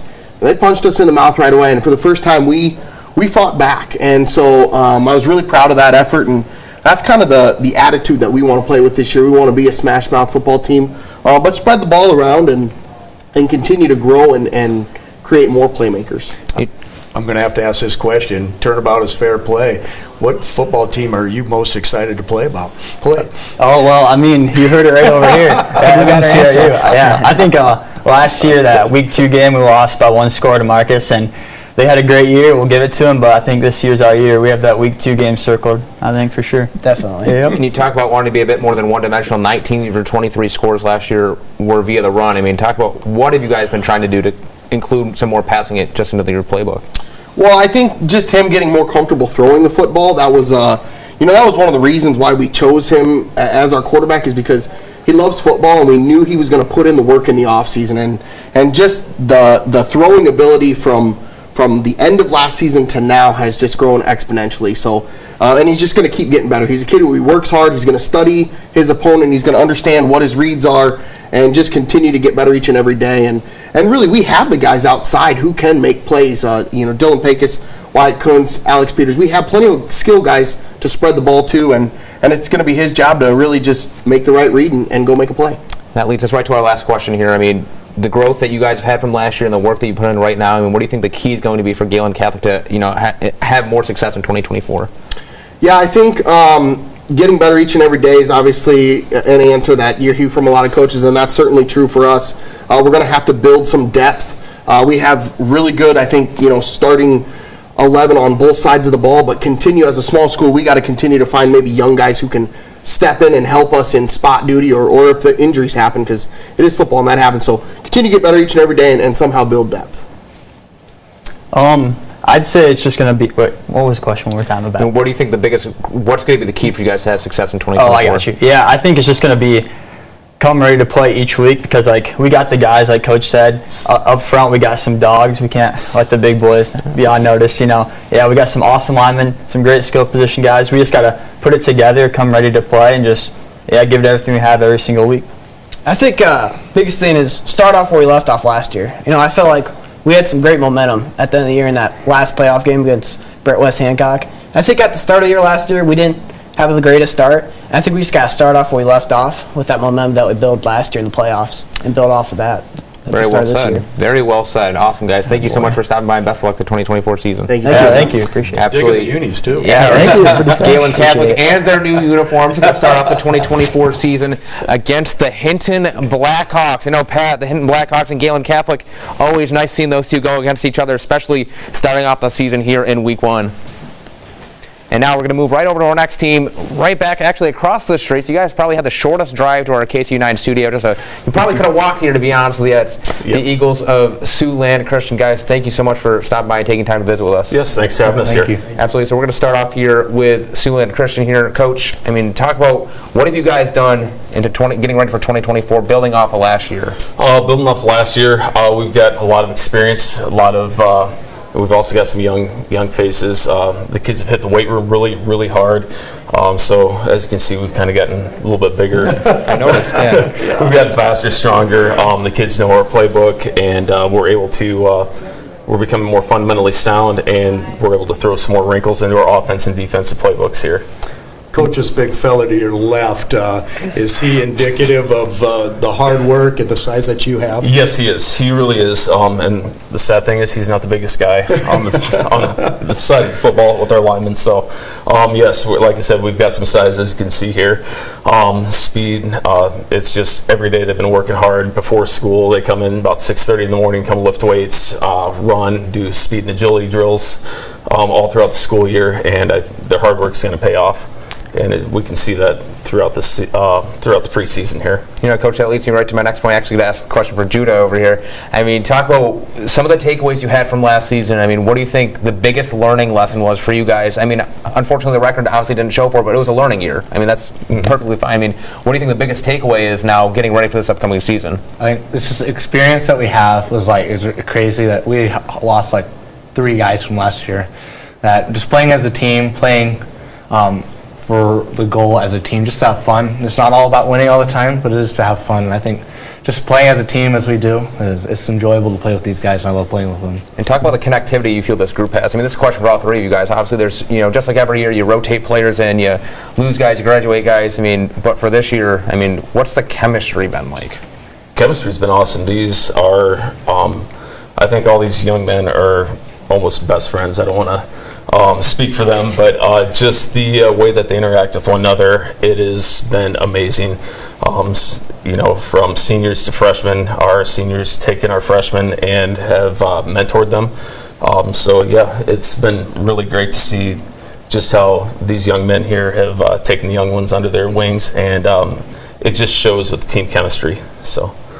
Coach, have you been impressed by the 3-day camp? Are they ready to go? Are they buying in and ready to play football? Yeah, we've been bought in since our last game last year. After the season ended, these guys let's get in the weight room Monday. So it's been amazing to see that they've been ready to go for almost 9 months now, and can't wait for Monday to come and get started on the football season here. Okay, big fella, what's your favorite drill coming into Monday's contact? My favorite drill, Probably Oklahoma drill. I You guess. like that one-on-one? Oklahoma. You're still allowed to do that? Okay, coach. It's modified, yeah. My next question going for both of you guys, obviously with a small school, it's a bit more of a unique experience where, you're playing with everybody from your freshman year all the way up to senior years. I mean, talk about the importance of having that connectivity, especially in a year where you're trying to improve and, get some more wins in the column. I'll say, like, having a small school, it really brings us all together. It's more of like a family instead of just being players and students or peers. I feel like we're just more connected and we can just build up each other every single time. Yeah, I've played with BR since junior high, 7th grade to junior high. We feel like there's a couple guys on our team that still played there since junior high. It's kind of cool to see our relationships grow together just in that and stuff. So we grow together and play football together and have fun doing it. That's right. Pat, what do you think? Is there any team on the schedule that stands out that you really like to beat? I'd say our Weaver. Our Weaver Woodbine. I would love to beat Woodbine once. Obviously, you guys do play some very quality opponents on that schedule, top to bottom. I mean, talk about how those games kind of serve as a measuring stick for you guys. Well, it's a huge measuring stick. Like last year, we didn't have the numbers. This year, we've almost doubled the size of our football team. So that's really good. So we were able to hang with some of the big dogs like Algona, Remsen, St. Mary's, but we just ran out of gas because we had kids playing both ways. And this year we've got a little bit more depth so we can sub kids in and out, and we will be able to hold ourselves for a lot longer here. So. All right, my last question just for all three of you guys. I mean, what do you think the key is going to be for Siouxland Christian to have an improved 2024 season? Big thing for me, our slogan this year is never back down. We got to have that mentality that no matter who we face, we're not going to back down, not be afraid, and just face the adversity that comes, because it's football. There's going to be times of adversity that we're going to have, but just don't back down from it and embrace it. What do you think? I'd say to like play with a chip on our shoulder, because since we haven't seen a lot of success at all during our whole football program, so I feel like playing with a chip on our shoulder, just know what we've been through, how it feels to lose, but then just keep that in mind when trying to get our goal. We're gonna wrap it up with you. I think it's just our coaching staff this year is outstanding, and I'm glad to have them as our coaches. And I think we're going to do good just with our coaching staff for the time and money they put into us and stuff. It's just incredible. Money? What do you got? A good NIL thing going on? I wish. No, it's just out of pocket for picking up things, supplies that we need. So, yeah, it was kind of nice. Had to make an emergency purchase because we ran out of equipment because we had more kids go out than what we had equipment for. So it's a good problem to have. Getting a lot of portal kids next year. No, it's we got a big group of freshmen coming in this year, so that's kind of helped us out with numbers quite a bit. So. All right, Coach, we're glad to see your numbers increase, and best of luck the 2024 season. Thanks, guys, for stopping by for our high school football media day. All right, well, thank you very much. Appreciate it. Absolutely. Siouxland Christian starting off the season against GTRA. The Eagles looking to add some more wins in that column. Obviously, building a lot off last year with Mr. Bielenberg himself, the quarterback and company. I mean, they're bringing back a lot for head coach Ryan Gillespie and whatnot, so it should be an exciting year, and hopefully the Eagles can find a bit more success than they had last season. It's good to hear that the numbers are way up, and obviously you've heard a lot of coaches talk about the depth that they needed, and that's going to be a big part of their football team. Right, and Coach you heard him say it, they basically doubled their depth from last year. Obviously they've been co-op before, now they're not. They're playing their games at Leeds Elementary, so it'd be cool to see Siouxland Christian doing their own thing right here in Sioux City. And another Metro team here to visit Lamar's. Obviously, I always love seeing those uniforms. Thanks, guys, so much for stopping by. Thanks for having us. Absolutely, Coach. So, I mean, last year, talk about you guys as a team, 2-7, but you had a lot of bright spots. I mean, where do you think the biggest, the key was? Well, we were 7-2 last year. No, I'm sorry, I mixed it up, yeah. And so, we had a great group of seniors last year, but what they did in their leadership is they brought our juniors up, and these guys are now seniors, and the leadership has been great all summer, been great in our camp and stuff the last few days. So I'm excited to see what they do as the season goes on. And I just said, I'm like, there's no way they were 2-7. So that's my vote. All right, Pat, what do you think? Well, Coach, we've talked about depth. Your football team, numbers-wise, depth-wise, you feel good about it? Yeah, we do. We have 90 kids out, 9 through 12, which is up about 10, 15 kids from a year ago. So yeah, you go through that spot where maybe the first couple years we were there. This is our 4th season there. That you had to play a lot of kids both ways, and now we're at the point where we only want to play very few kids both ways, and if they do play both ways, we've figured out a way, or the kids who are maybe their backups will get into the game, so we want to keep our kids fresh the whole time. And moving over to Jaden and Giovanni here, you guys made a lot of good plays, especially on that defensive side of the ball. I know you guys were our top stop winner a couple of times. Talk about how much you guys pride yourself on defensive play.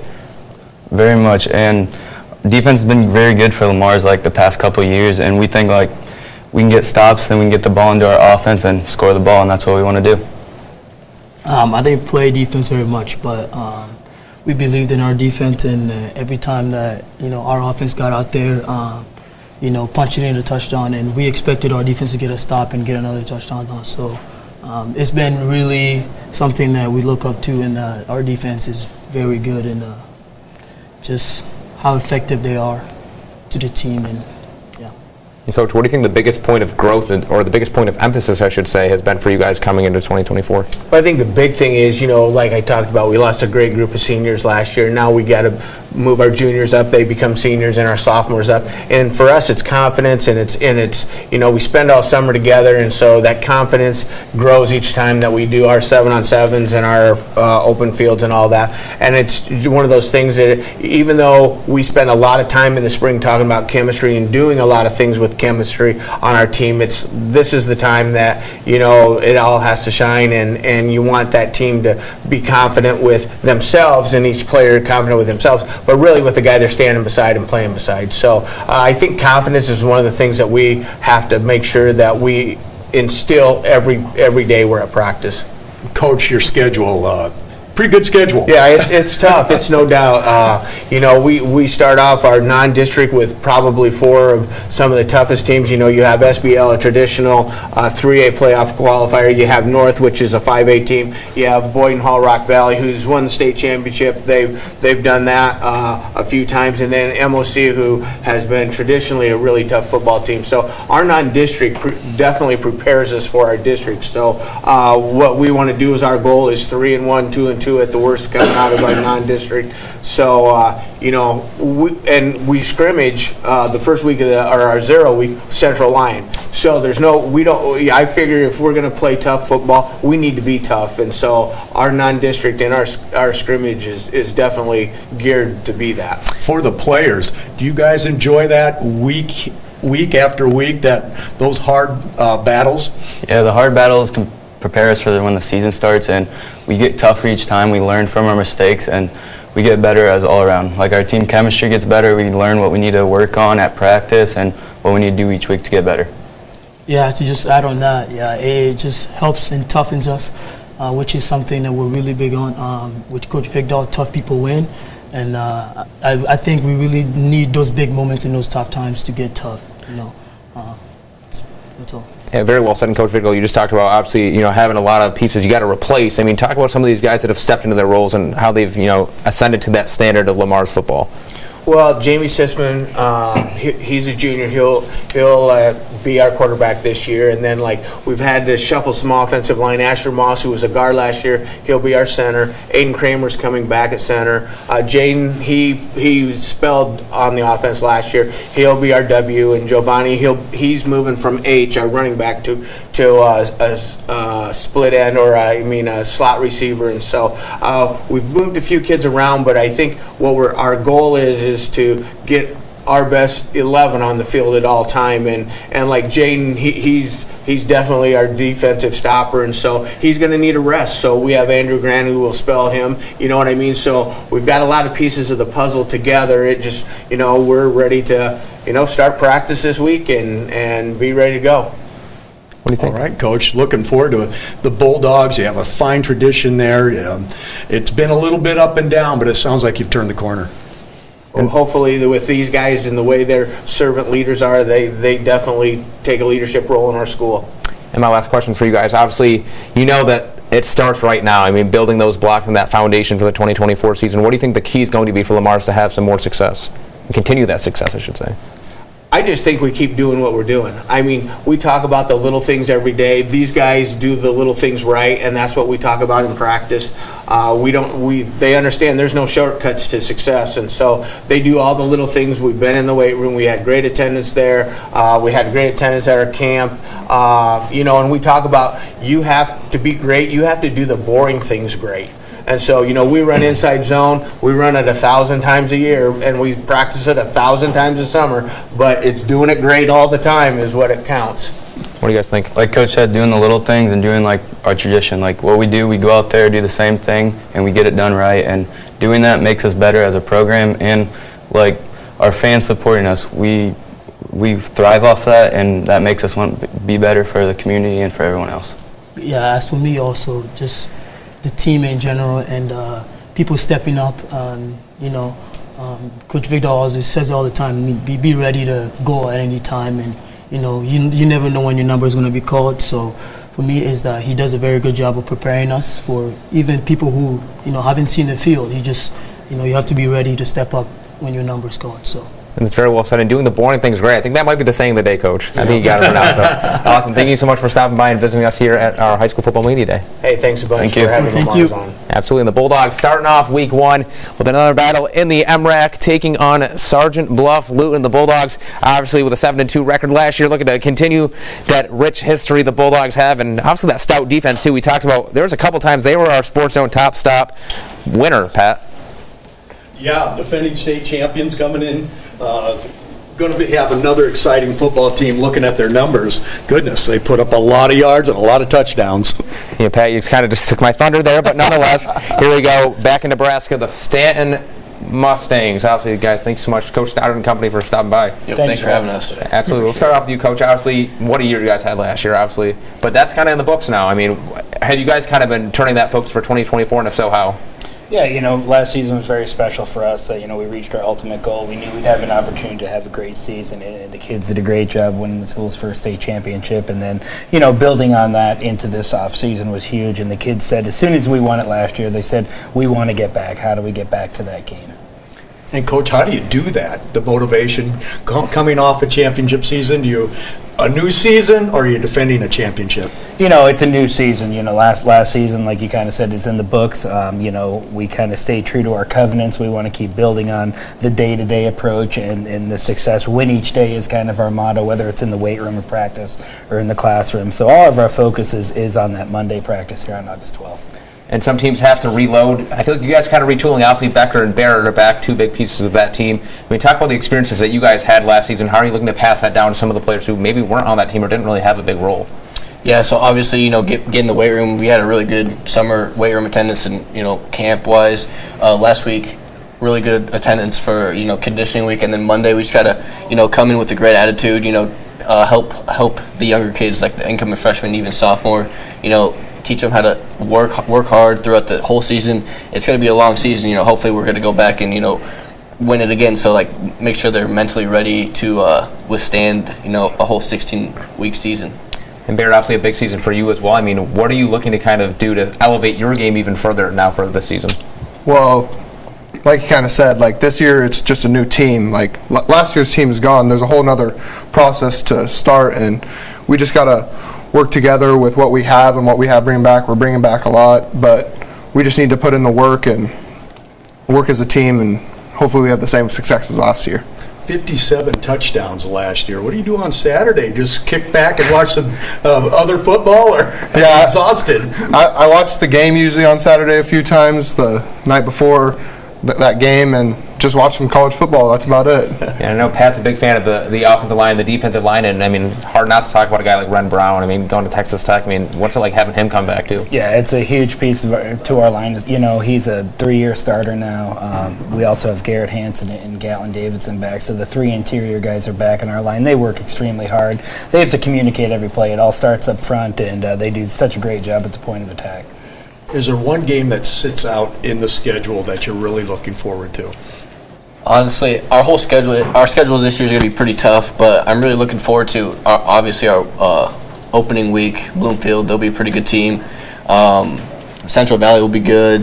Summerlin good. Elkhorn Valley, Plainview, all those teams are going to be good. This will be a fun, hard-hitting game, which that's kind of what we're made for. We like to, run the ball and, control the game, I guess. And then, just go in there and then bring it to, look forward week by week. We can't really look ahead because, we have a tough schedule and we just want to get back to, the win column, I guess, on August 30th. And obviously that goes right into my next question for you, Barrett. I mean, you guys obviously tough schedule. Do you think those are kind of measuring stick games? And iron sharpens iron. I feel that applies for you guys, right? Yeah, for sure. Like Bloomfield's our first game. I think right now they're leading the state in most consecutive playoff appearances. I mean, they're not going to come to Stanton and lay down for us. And like Central Valley, cross-class matchup, but they're a really good team. They're one score away from being in the semifinals last year. This whole schedule, it's going to be a grind, but I think we're built for it, and I think we're going to do well.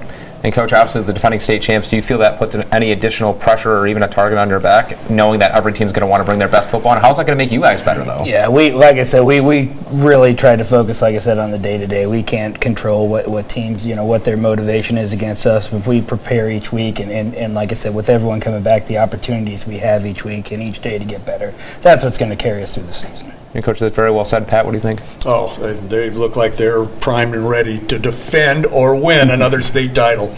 Awesome, guys. Thank you so much for visiting, and thanks for stopping by, and best of luck the 2024 season. Thank you for having us. Thanks for having us. Absolutely. The Stanton Mustangs looking for another big season, like you said, Pat. They're going to be starting off their season against Bloomfield August 30th, one of the headline games on our Sports Zone High School football schedule, without a doubt. I mean, you talk about the guys that they have coming back. Barrett Wilkie is a Sports Zone Player of the Year finalist. Becker Pullman, obviously, we talk about Ren Brown. He's going to Texas Tech, so a lot coming back for a team that didn't lose a game last season. Oh boy, they look good, and that schedule, it's going to be a tough one. Undefeated, may not reach, but you do have the playoffs. That's right, and we're turning the page now. Back to the state of Iowa. Obviously, great to see Coach Bremer and Yeah, company. Woodbury Central, the Wildcats are in the house, guys. Thank you so much for stopping by. Yeah, you bet. Absolutely. So we're going to talk about, obviously, you guys this season. I mean, you lost a lot, but you have a lot coming back. I mean, talk about what have you guys been doing to continue that Woodbury Central standard for 2024? Yeah, I think the guys have done a great job this off season trying to get some things done and everything else. We have 12 to 13 seniors that are kind of leading the way with that and everything, you know what I mean? And yeah, they had camp this past week, have done a great job of kind of where we left off of. So I'd like to thank our countrymen, our good friends, Countrymen Financial, for supporting Wildcat football and sponsoring today's appearance. Coach, summer workouts, have you been very happy with the turnout and the effort? yeah, I mean, with baseball in there, a lot of our kids play baseball. Over half our team play baseball. And I thought at the start of the summer that we had a great turnout. Some kids left for vacation, and after the baseball season got over, some of the other kids left for vacation. But I think overall, during a typical summer, I thought the boys did a great job. A big fan of the dead week? Yeah, I am. It gets the kids a break, that play, especially at the smaller school. They play like 4 sports, during the year. So it's just nice for them to get a break. And Coach, also we talked about, I mean, the success you guys had last year, and hard not to talk about Drew Clunner. He was our Player of the Year, but you're two guys right here that brought a lot back to the table, Zach and Sam. I mean, talk about what are you guys doing to kind of elevate not only your individual game but your team standard? Just being a good leader and being there for the guys, supporting them through everything. Definitely trying to bring the young guys up because we got a lot of young guys this year that need to step up for sure, but I think they can do it. Also, kind of following that up, I mean, talk about the importance of, having that experience, being there, and knowing what it's like, passing that down to some of those guys who haven't played or haven't been there before. Yeah, I mean, it's just, I think it's not as big as like what we make it out to be. You just got to play your game and do your job. Yeah, the biggest thing definitely for them is trying to stay calm under pressure, and it's a big stage for a lot of people, and I think just getting over that and just thinking you're supposed to be there and you're playing that Friday for a reason, it's. I think in every year, I think coaches would agree. You lose some key guys, but each year you guys have we have players that kind of pick up the pieces and kind of fill in their roles. So. Zach going both ways, 1,300 yards rushing, one of the state's leading tacklers. Exhausting, or do you enjoy it? I enjoy it. I enjoy every minute of it. And what do you think? Obviously, last year you kind of turned the page. I mean, talk about where you feel you've grown the most for 2024. I think I've grown the most in the weight room, probably. I've put on quite a couple pounds. And I see maybe some new uniforms. Maybe are they? No, there's a little tighter. They look. Yeah, maybe that's my guess. I mean, Sam, You like that, don't you, Right? Coach? Yeah, and Sam, as a team, where do you feel you guys have taken the biggest strides from the end of 2023 to right now? I think it's the young guys stepping up for. Honestly, I think we're bringing back 7 starters or so, but we're losing some key spots that need to get filled by some young guys, and I think that's what our biggest stride is going to be. And Coach, talk about, I mean, obviously for a school your size, the depth that you guys have. I mean, talk about how much you guys pride yourself on having so many guys ready to go for, Class A school. Yeah, I think especially up front this year on the O-line, I think we returned 4 out of the 5 people up front, and then we have some juniors that got some playing time last year that can fill in some spots for us as well. And I think we returned 3 out of the top 4 wideouts in our spread offense, which helps a lot. And we got our main guy back in the backfield. So, yeah. Zach and Sam, looking at your opponents, do you prefer the teams that run the football against you, or do you like when they air it out? You play Lawton Bronson in your first game, and they like to pound the rock. I think we see a lot more of the run teams, especially playing in Class A. So I'd like playing run teams more. I'd have to say the same. We play Logan Magnolia, East Buchanan, West Hancock, guys that run that wing tee and just hammer the football. So I think I like playing that. Not a lot of hanging back for those pick sixes, huh? Yeah. My last question for all 3 of you guys, obviously, you pride yourself on taking it one game at a time, just focus on what's in front of you. I mean, what do you think the main key is going to be for you guys to continue having success? Obviously, you have a rich history as a program. I think for the, whatever years we always preach, make sure to do your job. We preach that each and every week and take care of each Friday as they come. I think you put yourself in a pretty good spot. So I think it's just take it week by week. Coach always is preaching, do your job, like he said. And if we can just stick to that and focus, each day, step by step, I think we'll have a pretty good shot. Yeah, stick to the game plan. Don't try to be the superhero.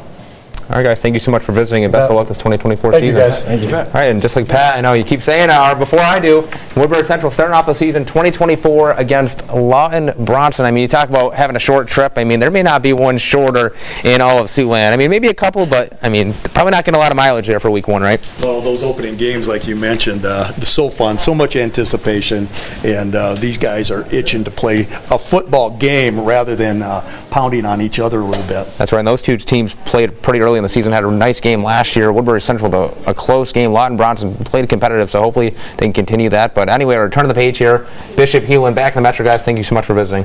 But thanks for having us. Appreciate it. Absolutely, Coach. So, I mean, talk about the season you guys had last year. I mean, going back to the Dome, and you guys pride yourself on returning to that standard of Hewlin football, the rich history you guys have as a program. I mean, what did it mean for you guys to be able to do that? It was a real testament to the kids more than anything. Just see their stick-to-itiveness that they had through the course of last year and the previous seasons before that, when they didn't have the wins necessarily, but were able to put the work in and believe in themselves and believe in what we as coaches were telling them. And a lot of that hard work came to fruition. It wasn't necessarily how we wanted to end, because we don't accept anything other than championships at Hewlin. But we got that opportunity to start working on that again right now for this year. Coach, are you feeling the momentum of last year's big year going into this season? Not necessarily. Every year's different. We lost a lot of really quality guys, and we have some big shoes to fill, but we also have some really good guys, some key returning pieces coming back, and excited. But we've tried to tell everybody that last year is last year and this year is this year, and there's an entire difference, and we have to put the work in to be able to get where we want to be. One of those losses is mighty Quinn Olson, who's taken his football talents to the Arizona Wildcats of the Big 12. Hard to replace, but you have some good candidates. We have some guys there. The quarterback is still a little bit of a question mark, but we've got some really good athletes on campus that I think will take a hold on that, and we've got some good guys coming back up front. We've got 3 of 5 offensive line guys returning, so that's going to be a big help with some other guys that'll be starters that have played a lot. So I think we're going to be really solid up front, and we'll be able to fill in where we need to. It's just going to take a little time to get some pieces put together. And talk about those pieces coming back. Obviously, it's hard to ignore Case and Thomas. Obviously, you've been having a big summer. I mean, talk about where you feel you've grown and developed the most coming into 2024. I feel like I've grown more in more of the mental part. I think mean, talk about the importance of that, though. I mean, kind of going to mentally. I mean, football, you obviously talk about a physical game. But there's a lot more on the mental side. I mean, talk about the importance of that and being able to, focus and have that mentality. I think more of knowing what I'm doing and being more composed out there instead of trying to do someone else's job, more focusing on my own. And moving over here, I mean, obviously, we talk about a lot of guys coming back. I mean, where do you feel you guys have grown the most this offseason starting off? I think it's just our brotherhood. We're a tight group. We know we lost a lot of guys, and we know we have to fill some big shoes. So we just all come together, and we got high hopes for this season. Now, Coach, we know you're partial to linemen, starting at the University of Iowa. You brought up your offensive and defensive line. Have you made big progress since your first season at Bishop Elon High up front? Oh, absolutely, absolutely. And we've got an outstanding group of coaches on my staff that really, that are projecting what we see as what we want to see out there, and the kids have bought into it. We do a much better job of doing the simple things, blocking, tackling, those simple things that we're not doing well 3 years ago, as opposed to where we are today. But that we're by nowhere means anywhere where we need to be. We have a much higher ceiling to get to where we want to be. Kaysen, you had a busy summer, a lot of camps and whatnot. What is the one thing you feel you've really improved on athletically? I think I've improved more on covering and being able to get out and cover guys out in the open space. And my next question, obviously, for you, Coach, I feel like you guys were playing your best football when your back was up against the wall, 5-0 in games that were decided by 10 or fewer points. I mean, what does that say about the heart of this team and this program? Well, you just saw that the kids really believed in each other and trusted each other, and that's I think something that every coach wants to see through the course of the season. Obviously, that was last year, and we lost a lot of key components because of that. So that's the key to see is how this team gels, how this team comes together, how they become to trust each other and do those type of things. And I think we've done a lot of some good work prior to this summer and off-season work to be able to get there. But the proof is in the pudding once we get started. Coach, you have a big schedule coming up. A lot of good football teams. Yeah, absolutely. We start off with Carroll Kemper. They're a really good Class 2A team. We had our hands full with them last year, and we get to go down there, and I'm sure they'll have some redemption in mind. And, our district is no joke. We've got Sergeant Bus going to be very good. MOC is going to be really good. Sioux Center is already really good. Up and down the line up there, it's a tough district, so we've got our hands full, but ready and willing for the challenge. And Jack, moving over to you too, I mean, do you feel like last season, I mean, it's kind of in the books now. I mean, obviously you want to focus on a new team. Do you think there were any lessons that you learned from last season that this veteran group has kind of applied to for some of the younger guys? Oh, for sure. I mean, the leadership last year was amazing, and for a new team, you got to have those leaders again. So I feel like our big hole that we need to fill is that leadership, and I think we're filling it pretty good. Jack, any personal goals for you in a sense? I just want to stay healthy. It's a good goal. I mean, obviously, for a team that did so well last year, it's kind of easy to kind of get ahead of yourselves. But for all three of you, what's the importance of just focusing on what's right in front of you, just taking it one game at a time? I know it sounds cliche, but it is true. Oh, absolutely. We're not guaranteed anything. Like they said, last year was last year. So we've told the guys to put it in the books. I know that's easy for you guys to continue to talk about because that's all we have to talk about right now. But we're going to talk about within our team what's going on starting on Monday when we got our first full day of practice. And last year, we don't talk about it anymore. Well, there's only one goal, and that's for the state championship. It's very well said. Talk about what do you think the mentality is going to be starting Monday, obviously, for this 2024 team? It better be that we're ready to go and work because I can promise you we'll expect that as coaches. Pat, what do you think? Well, Coach LaFleur has just done a great job with the program, bringing it back up to prominence, and it's just becoming very experienced. I wish you would have gotten into it about 20 years ago, but nonetheless, Coach, you've just done a great job at turning things around there. Well, it's been a great experience. It's been a great opportunity to work with great kids at Heelan. I think we have that at Heelan High School, kids with great character, great integrity. They do things with great morals. Just really fortunate to be able to work with kids like that and kids that want to learn, want to get better, want to succeed. My last question applies to all three of you. Obviously 2024 season starts in just a couple of weeks. What do you think the X factor is going to be for Bishop Heelan to continue having success? Just do all the little things right. That's what we stress day in and day out. If we do all the little things right, big things will take care of themselves. I just say we all have to come together. Like I said, we had some big leaders last year. They all kind of brought us together, and we played as like a brotherhood. We were all teammates. I'm more of what Coach said, doing the little things. Those things matter more. So, yeah. Yeah, awesome. I mean, this season, I can't believe only a couple of weeks away, Pat. Thank you guys so much for stopping by, and best of luck the 2024 season. Yeah, thanks for having us. Appreciate it. Absolutely. And Bishop Heelan starting off the season, like we said, with a pretty tough schedule here. Starting off on the road at Kemper Catholic. But, Pat, I know you talked about a lot of great sponsors going into this. I mean, talk about some more of those and, how they've been to help you. Exclusive sponsors, Greenberg Jewelers, CF Industries, and Northwest Bank. Big part of allowing us to bring this broadcast to them. And we thank them for sure. And I mean, I feel like regardless, I mean, there's been a lot of other teams that have had some more sponsorships around that. I mean, it wouldn't be possible without them, right? Oh, absolutely. As we mentioned, Woodbury Central, Country Financial, and Remsen St. Mary's, Remsen's Farmer Co-op, the Golden Pheasant Steakhouse, always one of our favorites, and Mrs. B's Convenience Store. All of these, and of course our Sioux City sponsors as well. Speedy Lube of Sioux City, Alex Imming of Keller Williams Realty, Heartland Chiropractor, and Christy Durant for all your realtor needs at Keller Williams. All right, Pat, thank you so much. And we're moving over to the state of Nebraska, and this is honestly one of my favorite fields to go to, especially in the winter. You get the snow around the trees. Crofton, guys, thank you so much for visiting. Thank you. Yeah, thanks for having us. Absolutely. So we're going to start off, obviously, you guys had quite the year last year. I mean, has that been something that you've carried the momentum, or are you kind of turning the page now for 2024? So coming into this season, we got two of our seniors here, two of our leaders that, last year we ended up losing state semifinals, and that's something everybody's goal is always to make it to that state championship. And, here we went, and we ended up losing that game, so I know these guys have worked pretty hard this offseason, coming with a little bit of motivation, so we're excited for this year. It's a new year, new chapter. And I'm going to go right to you, Wyatt. I mean, obviously you had a very good year last year. You were one of our Player of the Year finalists. I mean, talk about where do you feel you've kind of stepped up your game the most getting ready for this season, especially your last year? I think just hitting it hard in the weight room and hitting it hard every practice. Like our little motto last year was getting better every day. I think just working on improving every day, just hitting camps, hitting the weight room hard, just trying to improve my craft a little more every day. And that's very well said in Braxton. I mean, talk about this team as a unit. I mean, obviously a lot of positives last year, but I mean, was there anything you kind of said, hey, I think we need to work on this and kind of grow here the most for 2024? Just sometimes finishing blocks. We don't finish blocks all the time. And then we get down on each other sometimes, and that's about it. Wyatt, 28 tackles, leading one of the state's leading tacklers last year, 28 touchdowns. Does Coach ever let you leave the field?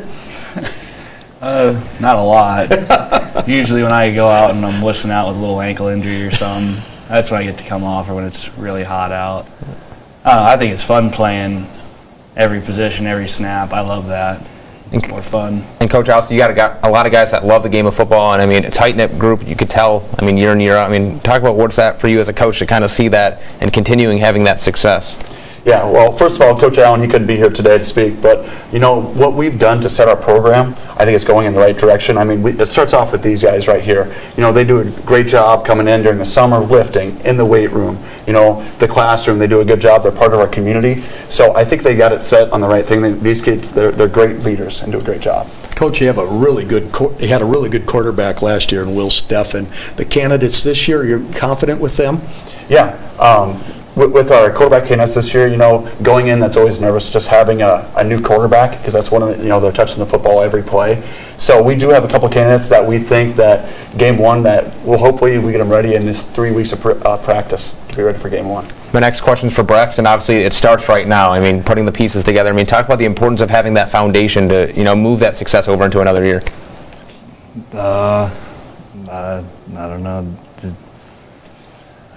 Well, we'll move over. Why? What do you think? I think it's just picking off where we were last year. We come off, had a heartbreaking loss in the semis, and I think we just need to pick off from where we were there and keep improving every day. I think we can be a very dangerous team if we pick up where we were last year and get better. And Coach, do you think there's been a point of emphasis where you guys have grown the most as a unit, not just individually? We lost 4 starters from last year, so that's one thing. We have some good returners coming back, so we have some good experience, some nice underclassmen. So, one thing we gotta, if we want to have the season we want, we got to stay healthy. It's going to be one of the main things that we got to get through this year. But we got to have these upperclassmen. They're great leaders, and they got to get these underclassmen right there with them, so that way we can have the season that we want. All right, looks good. Well, Pat, I mean, obviously Crofton, plenty excited for the season. Thank you guys so much for stopping by. We'll be sure to catch you guys on Sports Zone and potentially Metro Sports TV action on. Going to have to get over there and see these stars. Well, I'll tell you, if you haven't been to their field, especially when there's snow, you know how it gets the snow around the trees. It feels like a winter wonderland. So I'll be sure to make a visit there. So again, guys, thank you so much for stopping by, and best of luck the 2024 season. Thanks for having us. Yes. Absolutely. Crofton starting off the 2024 campaign against Why Not? I mean, another game, and we talk about that home field. Guess where they're going to be in week 1? The home field. So probably not going to be snowing. Maybe I'll wear shorts week 1. Hopefully, we'll see. But nonetheless, we're going to move back over to Iowa. I know we've been flipping around Iowa, South Dakota, Nebraska, but we're coming back to the Hawkeye State, and it's the Hawks of Remsen St. Mary's. Guys, thank you so much for stopping by. Landon, I just feel like I saw you last week because I did, because you're in state baseball. I mean, staying busy, guys. Thank you so much for stopping by. You bet. Thanks for having us, guys. All right, Coach, let's start off with you. Obviously, you had a very good season last year, a lot of bright spots. I mean, talk about what you kind of do to kind of carry that into 2024. Yeah, we lost 3 great seniors that really built themselves into really good role players or first team all-state type of players. And so then the very first thing we have to do is try to replace them and try to figure out exactly what pieces we have and what pieces we don't. And then we have to continue to grow the pieces that we have. And we're lucky to have a couple of captains back and a big senior class that comes back. And each one of them so far early here in camp have been really willing to accept some nice roles for us. So it kind of helps us get excited for the season. This is my question for you guys. Obviously, it starts right now, having those building blocks and starting the foundation for right now. I mean, talk about the importance of doing those little things right to start camp and starting practice. I mean, that's what we preach. I mean, doing the little things. Every sport we play, it's do the boring work. That's what's going to make everything else come along. It's what's really going to stand out is doing the boring. I mean, nobody sees it, but maybe keep doing the little things. It's going to lead to bigger things. And I know as a lineman this year, you have to do the footsteps right every single play, or else you're not going to be getting anywhere. And as a running back or wide receiver last year, you had to do every single thing right, or else it just wasn't going to be a good play. I'd like to thank 2 of our sponsors for sponsoring Hawk football today, including Mrs. B Convenience Store and the Golden Pheasant Steakhouse. And Coach, it looks like for the size of your fellas, they've been heading to the Golden Pheasant Steakhouse quite a bit. Yeah, we've been lucky the last 7-8 years to have really big players and really fast players too. And so obviously in football that makes a big difference. So this year is no exception. We've got some really good athletes and some kids that have really grown into their bodies, and so we're excited. This will be a good opportunity for us. Is your depth and participation very happy with it at Remsen St. Mary's? Yeah, it's an interesting culture as you kind of move forward. One of the smallest playing high schools in the state. We've got 21 kids out this year, and we got a ton of seniors, pretty small junior and sophomore classes, but really good freshman class that's probably going to help fill in a lot of different spots. So, but the participation, again, all these guys just came off of playing baseball, really high level. Right, and so we're not worried about building crazy culture, because what Dean Harpinaugh is wanting to build is what Justin Roon and Scott Roon want to build, what I want to build, and so the culture just kind of continues to build, and all the things that are preached, all the things that we care about. And it's easy to talk about culture, but I mean, I feel you guys kind of represent that very well. Like you talk about playing baseball, basketball, football, and all the coaches are on the same page. I mean, talk about how much you guys, especially as athletes, pride yourself in having that connectivity, regardless of what sport you're playing, but wearing the Hawks uniform. I think just helps us team chemistry a ton. I mean, I play with the same guys throughout the whole year. I see all my friends. It doesn't get much better than that. But I mean, team chemistry, I know where people are going to be.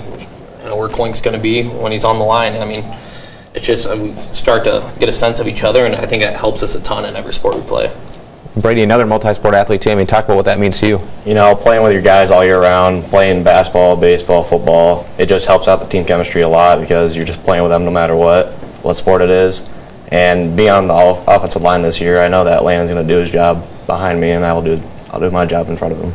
And obviously, Coach, I mean, it's every year you lose somebody somewhere, but I feel this team's kind of retooling. Obviously, you're returning a lot of pieces. I mean, talk about I mean, you already have the framework in place. I mean, talk about some of those players that have jumped into new roles. Yeah, we're really kind of excited about like Brady Worth's going to step on the offensive line. We're going to have Brady step up into the offensive line as well. You had to replace two really key pieces, Ty Tritz and Hunter Pick, and both were great candidates, and they're all state type of candidates as they exit our program. So those are big pieces for us. Dana Laux comes over last year, couldn't play until the very end. Now he'll kind of flip back and forth at the quarterback spot with Landon, and that kind of obviously allows us to do some different things formationally or play-wise, all that stuff. So, we're really excited about the players that we have, and some of the underclassmen.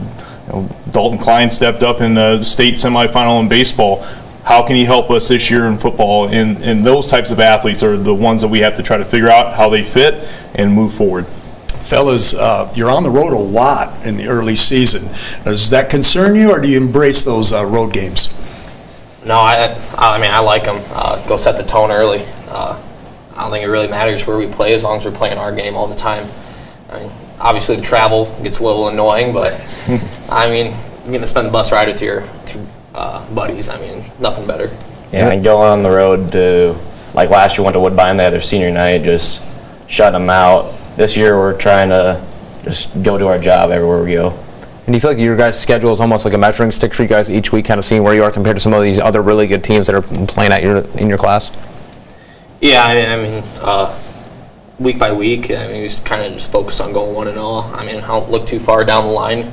Just looking at each week we play, and yeah. All right, well, Coach, and I mean, I guess this is for all three. I mean, what do you think the key factor, the X factor is going to be for Remsen St. Mary's to continue having that success now into 2024? I think the biggest X factor for us is, we've got a really good senior class. Every single team that has had a ton of success at Remsen St. Mary's has had a ton of seniors. We have that. The biggest part of this is going to be accepting the new roles that come with a new season, and of course, finding depth in behind that. Right, and there's a lot of variables that happen within football in terms of the schedule and how everybody else grows and how the ball bounces, all that stuff. And so it's just, again, approaching everything 1-0 with these new roles and finding those backup players. That's going to be the important piece for us. I'd say that having the younger classes coming up and doing their jobs whenever they need to do.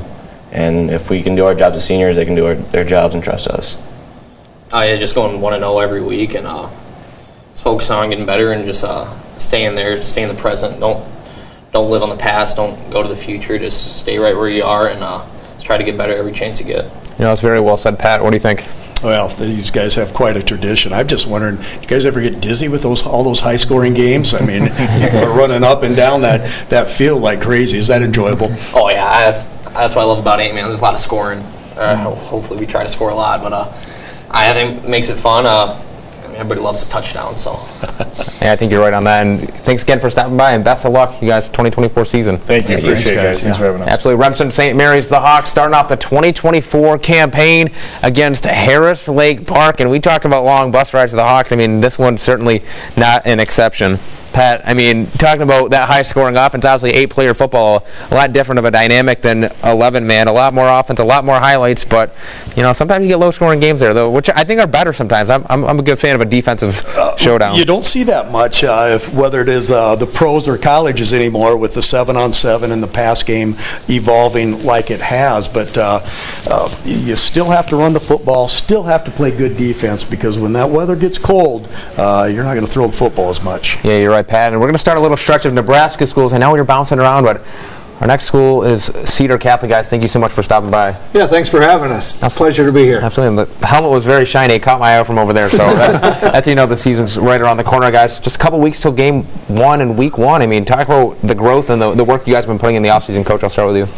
The kids have put a lot of time in, not just this offseason, but, previous years. We're going to be kind of a senior-heavy team this year, and those guys understand the roles that they need to have and the importance of, just putting in work year-round to prepare yourself for each and every upcoming season. Do you think there's been a point of emphasis or a point of, okay, we've probably grown in this the most compared from last year right now? Well, I think our big emphasis was working on explosion this summer, and some speed things. So, hopefully we see that growth. It's one of those things where through last year we thought maybe that was something we were a little weaker in, so we emphasize that a little more this offseason. And obviously, you're returning a lot too. I mean, the guys right next to you, no exception. I mean, Braden and Jamison. I mean, talk about some of the work that you guys kind of been putting in, and what was the biggest learning lesson you feel was from last year that's applying to now? I think in the last game, I think the leadership is going to be huge this year with all of us returning for experience. Then obviously all summer we've been putting in a lot of work, and everyone else has been there too, right along with us. So.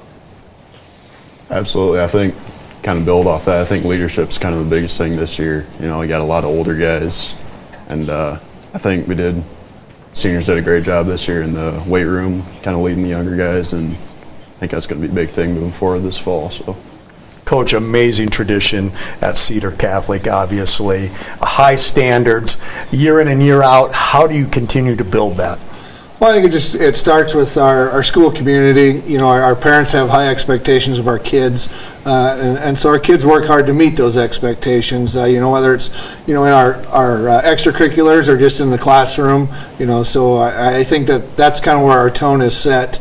Just at home every night, and it just carries into our school and into our activities. So I think our entire community, with both schools, that there's a high expectation of how people are and the way we treat people and our work ethic, and so it's pretty easy to follow when the parents are the ones setting the tone for how your day and your season are going to go. Braden, when did you find out that you really wanted to play football for Cedar Catholic? I mean, really, it's kind of ever since, you're little, playing football on the sidelines, watching the older guys, it's kind of something you always look forward to. And really, I mean, since I can remember picking up a football, I've always wanted to play for Cedar Catholic, and, so. Jamison, that leads me to my next question. Obviously, you guys' schedule is not easy by any means. Yeah. I mean, talk about how those games make you better, and do you feel like those are kind of measuring stick games for you guys to kind of see where you are? Yeah, for sure. I mean, with our district, we got top 4 teams in the state, one of the really good teams. But you can't beat the best unless you beat the best. So, got to play them. Is there any game that sticks out in the schedule that you really have a little extra want to win? I'd say Norfolk Catholic. Kind of had our names the past few years. Yeah, that would have been a good guess. Same. Yeah, I definitely agree. That's always one that, kind of circle at the start of the year, Always look forward to that one. And Coach, talk about the returning players that you have. I mean, I believe you're returning all but 90 receiving yards. I mean, a lot of guys that are catching the balls that have been there. I mean, talk about how beneficial it is to already have that framework and the foundation for 2024. Well, I think it allows us to, maybe advance ourselves a little quicker, just because the guys know things already, but it also helps them in the teaching to the younger kids. Our seniors every year do a good job of working with our freshmen, our incoming kids, and teaching them the things that is expected of them. And so I would expect this year to be no different than it is traditionally. So, but yeah, we have a lot of talented kids coming back in a lot of areas. We lost some good kids, obviously, as you do every year, but we played a lot of young kids last year. I think in our playoff game we played 6 freshmen and 7 sophomores throughout rotations. So obviously they're all a year older now, and then our seniors, of course, are a year older. So, I didn't know the expectations are high, but I know we're going to work hard to meet them. And you talk about having some players that had to play as freshmen. I mean, talk about the benefit, though, of having that and having that experience getting ready for this season. Yeah, it's helped them immensely, and it kind of propelled them to work harder in the off season as well, just knowing what it actually takes to play on a Friday night, especially in the playoffs. So I think that's something that will help propel us this year and help us throughout the year and create competition at practice as well, which is going to obviously make us better every Friday night. My last question here, I mean, if I had to say one big thing, I mean, this is for all three, one big thing that's going to help you guys continue having success and take that next step and continue holding that standard, I mean, what do you think it's going to be? Well, I think we got to play within ourselves and control the things we can control. Whether that's play every down, within ourselves and not do things that are not within our system, and everybody doing their job, and you look at our experience and so you hope that they've grasped that role and that idea by now. I'd say our experience and leadership is going to lead us into hopefully big things in the postseason. And then another thing we always lean on is our conditioning. it's one thing we take pride in. So help us in the fourth quarters. Yeah, I kind of build off that. I think leadership is definitely one of those big aspects, and I think, just the work ethic, every guy on our team's got really good work ethic, when it comes to the weight room, when it comes to practices, they don't shy away from hard work, and I think that's, when it comes to Friday night games, that's really a key part of that. All right, guys, thank you so much for stopping by, and best of luck the 2024 season. Okay, thank you for having us. Absolutely. We talked about a great schedule. Cedar Catholic, no exception here. They're starting off week 1 against Boone Central, and you talked about that district. I mean, iron sharpens iron nonetheless. A lot of good talent, and it'd be remiss to not talk about Oakland Craig. Obviously, another good team with Braylon Anderson at quarterback, and a lot of good pieces around him. I mean, Pat, that's a very tough schedule, a very tough region, but I mean, it's those games that make you better. No, indeed, and the teams that play, we've noticed. We talked about the openers, but season long, there's just outstanding games almost every week. That's right. Another team that is going to have a nice schedule themselves, the Pierce Blue Jays. Guys, thank you so much and stopping by, and great to see you. Thanks for having us. Absolutely. Coach, we're going to start off with you. I mean, obviously, 2024, you're turning the page from last season. I mean, talk about what do you think the biggest spot of growth has been for this year's group? Well, I think the number one thing we wanted to do is develop a good work ethic in the off season with this group. We maybe didn't do as much football as in the past, but I think we really wanted to develop some of these guys right here, this junior class, to get them bigger and stronger. And that's doing our testing results last week. I think we did a good improvement with that. So we reached one of our goals of trying to get better as an athlete this summer. So you've done a nice job of it, Coach. It looks like I'm looking at the 95 Huskers over here with these big fellas. Up front, the key to your football team, both offensively and defensively. Yeah, last year we started 5 seniors at the beginning of the year, so that was definitely one of the aspects that we had to address, and a reason again why we wanted to try to get put a lot of stress on the weight room this summer. Boston here did get a play at the end of the year. We did have a senior go down with an injury at the end of the year, so he had some starting experience at the end of the year. And both these guys rotated in last year and played quite a bit. So we're expecting these guys to special a lot in this junior class. We have some guys that were juniors last year that are moving up to be seniors. That are kind of waited their turn and are ready for this experience and compete for playing time. So I think we got a good core of up front that guys will compete, and we can hopefully get a good rotation and keep everybody fresh throughout the game. This question is to both of you. Getting in late in that season, was that experience very valuable going into this year? Yeah, I mean, I've played throughout the whole season mainly. I mean, I had my spurts and whatnot, so I knew what I was doing, and I mean, I still can progress through the whole rest of the season. There's more I can always learn, but yeah. I would say experience at the end of the season was a great factor to going into this season. So you kind of see how things were going to transition on to the next year and see what we'll need to replace and how well we'll be able to be. And Caden, you had a big year last year. You're 4th on the team in tackles. I mean, talk about, what are you looking to do to kind of elevate your game and not only your own, but that position group for this year? I would say we have to have a lot of depth, obviously, to have rotate bodies so we have nice and fresh. And I can't do my job if he doesn't do his job. And obviously, Coach, you guys are looking to fill a big hole. I mean, looking at him right there, Keenan Valverde. I mean, what a player he is going on to the next level. I mean, talk about some of the players that have stepped up to kind of fill his role. Yeah, Keenan was a special athlete that we wanted to make sure we got the ball quite a bit too last year. This year, there's some unknowns. I think we're going to have to probably do more by committee this year, which we have a lot of guys that can step up. We have a few seniors. Turner Wolf will be a guy that's going to compete for playing time. Gavin Lubisher. We have Ethan Norby and Jackson Fisher that are kind of competing for his spot. So I do think we have a good core group that will compete for playing time, which is nice. Keenan probably knew it was his job going in. So it's nice to see the competition and work ethic this summer that those guys want some playing time and want to take a spot. Right, and just looking at the stats last year, every reception touchdown was caught by a senior. 33 of your 40 rushing were by a senior. So, you got to replenish that. But, talk about the pride that you have in your team's depth, that you know that there's going to be guys that can just kind of go in and plug and play. Yeah, I think this football stuff that we did do this summer really opened our eyes to some of the special receivers I think we're going to have. Keaton Frazier kind of plays our X, can play attached tight end. Ryder Tyson, sorry. Ben Bowling, Gavin Lubisher, our tight ends are Wyatt Asmus and Hayden Bauer. All those guys got great hands. We found we did a lot of 7-on-7 as ourselves, and so that was a pleasant surprise that we got some guys that can catch the ball too. Now, so you guys had plenty of bright spots last season. Do you think there were many learning lessons that you guys took away to get ready for 2024? Yeah, definitely. I came in last year as a first-year head coach there, and they kind of learned the system. I think we'll take another step of kind of knowing the system and not necessarily learning it and trying to put it in that action. They kind of know it already, and we'll just go out there and execute, hopefully. Coach, you opened up on the road.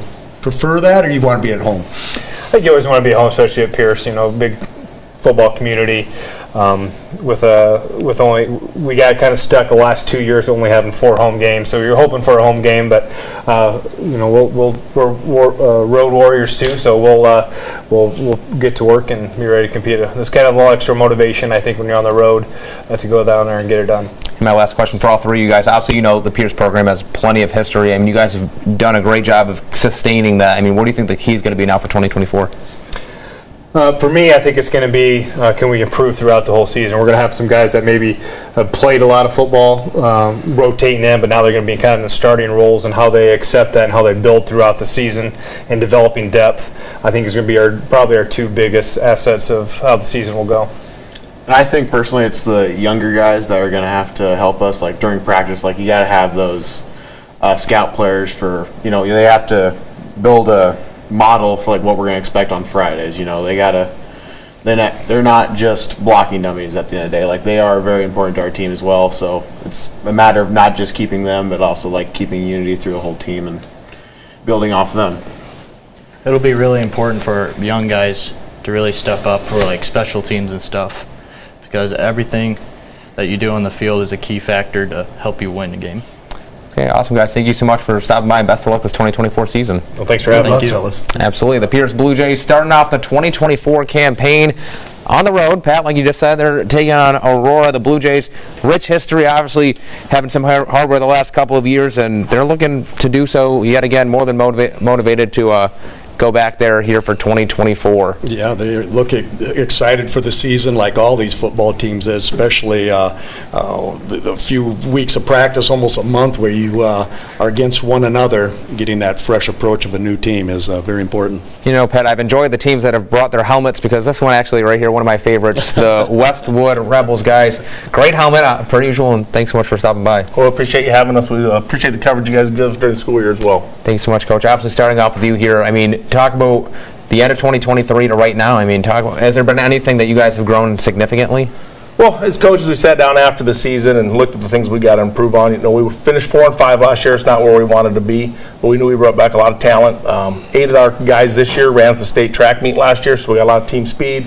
We got some size up front a little bit, and so we kind of wanted to focus on that and what we're going to do this year with those type of kids. So it's important for us. We want to spread the ball around, get the ball in a lot of guys' hands, and then control the line of scrimmage with our guys up front. So the offseason was spent on working hard in the weight room and getting those guys up front ready to play. Enthusiastic and hardworking. How would you define your 3-day camp? 4-day. 4-day camp, yes. Yeah. It was a lot of fun. Kids had great energy. One of the things we talked about, we watched a lot of the Olympics this off season. It's been fun to watch. But the coolest thing has been watching the other athletes cheer for each other and cheer for other people's successes other than their own. And we've really kind of done that a lot in camp. Our kids have been great about just high-fiving and celebrating each other's successes, and it's been awesome. When the kids play for each other, things are going to go well. And obviously, you guys like to run the ball out, Tatum Cooper, and I believe you had a 99-yard touchdown last year. I remember that. I don't remember who you guys played against, but I remember seeing a 99-yard touchdown. I mean, talk about, for you as an individual, I mean, where did you kind of say, hey, I need to grow the most getting ready for 2024 as you're looking to kind of take on a big role again? Well, I just really try to work on my speed and strength again this year, just trying to keep getting better at that, put on a little bit more weight and size, and I think I did a good job of that this season. Same with all my teammates and everything. We really grown this season, really consistent and everything, and I'm excited. And moving on to Tyler, I heard your nickname was Tiny. Is that true? Yeah. Which ironic, obviously. I mean, talk about the offensive line, defensive line. I mean, the importance of finding ways to improve there, especially when you guys like to run the ball. Yeah, got to play both sides of the ball. I love playing ball, just getting off the ball. And Coach, you talk about obviously having the framework right in the offseason. It starts right now, those building blocks. I mean, what's the importance of kind of, doing your best and putting your best foot forward as the season's only a couple weeks away? Well, spring, summer, they're one thing, but Monday it starts. Monday it's real football. So there's no camp. It's exciting. We're ready to go, but for us, it's going to be about playing physical, playing fast, playing free. Keep things simple for the kids so they can fly around and make plays. At the end of the day, high school football is won at the line of scrimmage. If you can run the ball, if you can stop the run, you probably got a good chance to win football games. And so, we're really going to focus on that this off season and spend a lot of time tackling in practice and spend a lot of time blocking.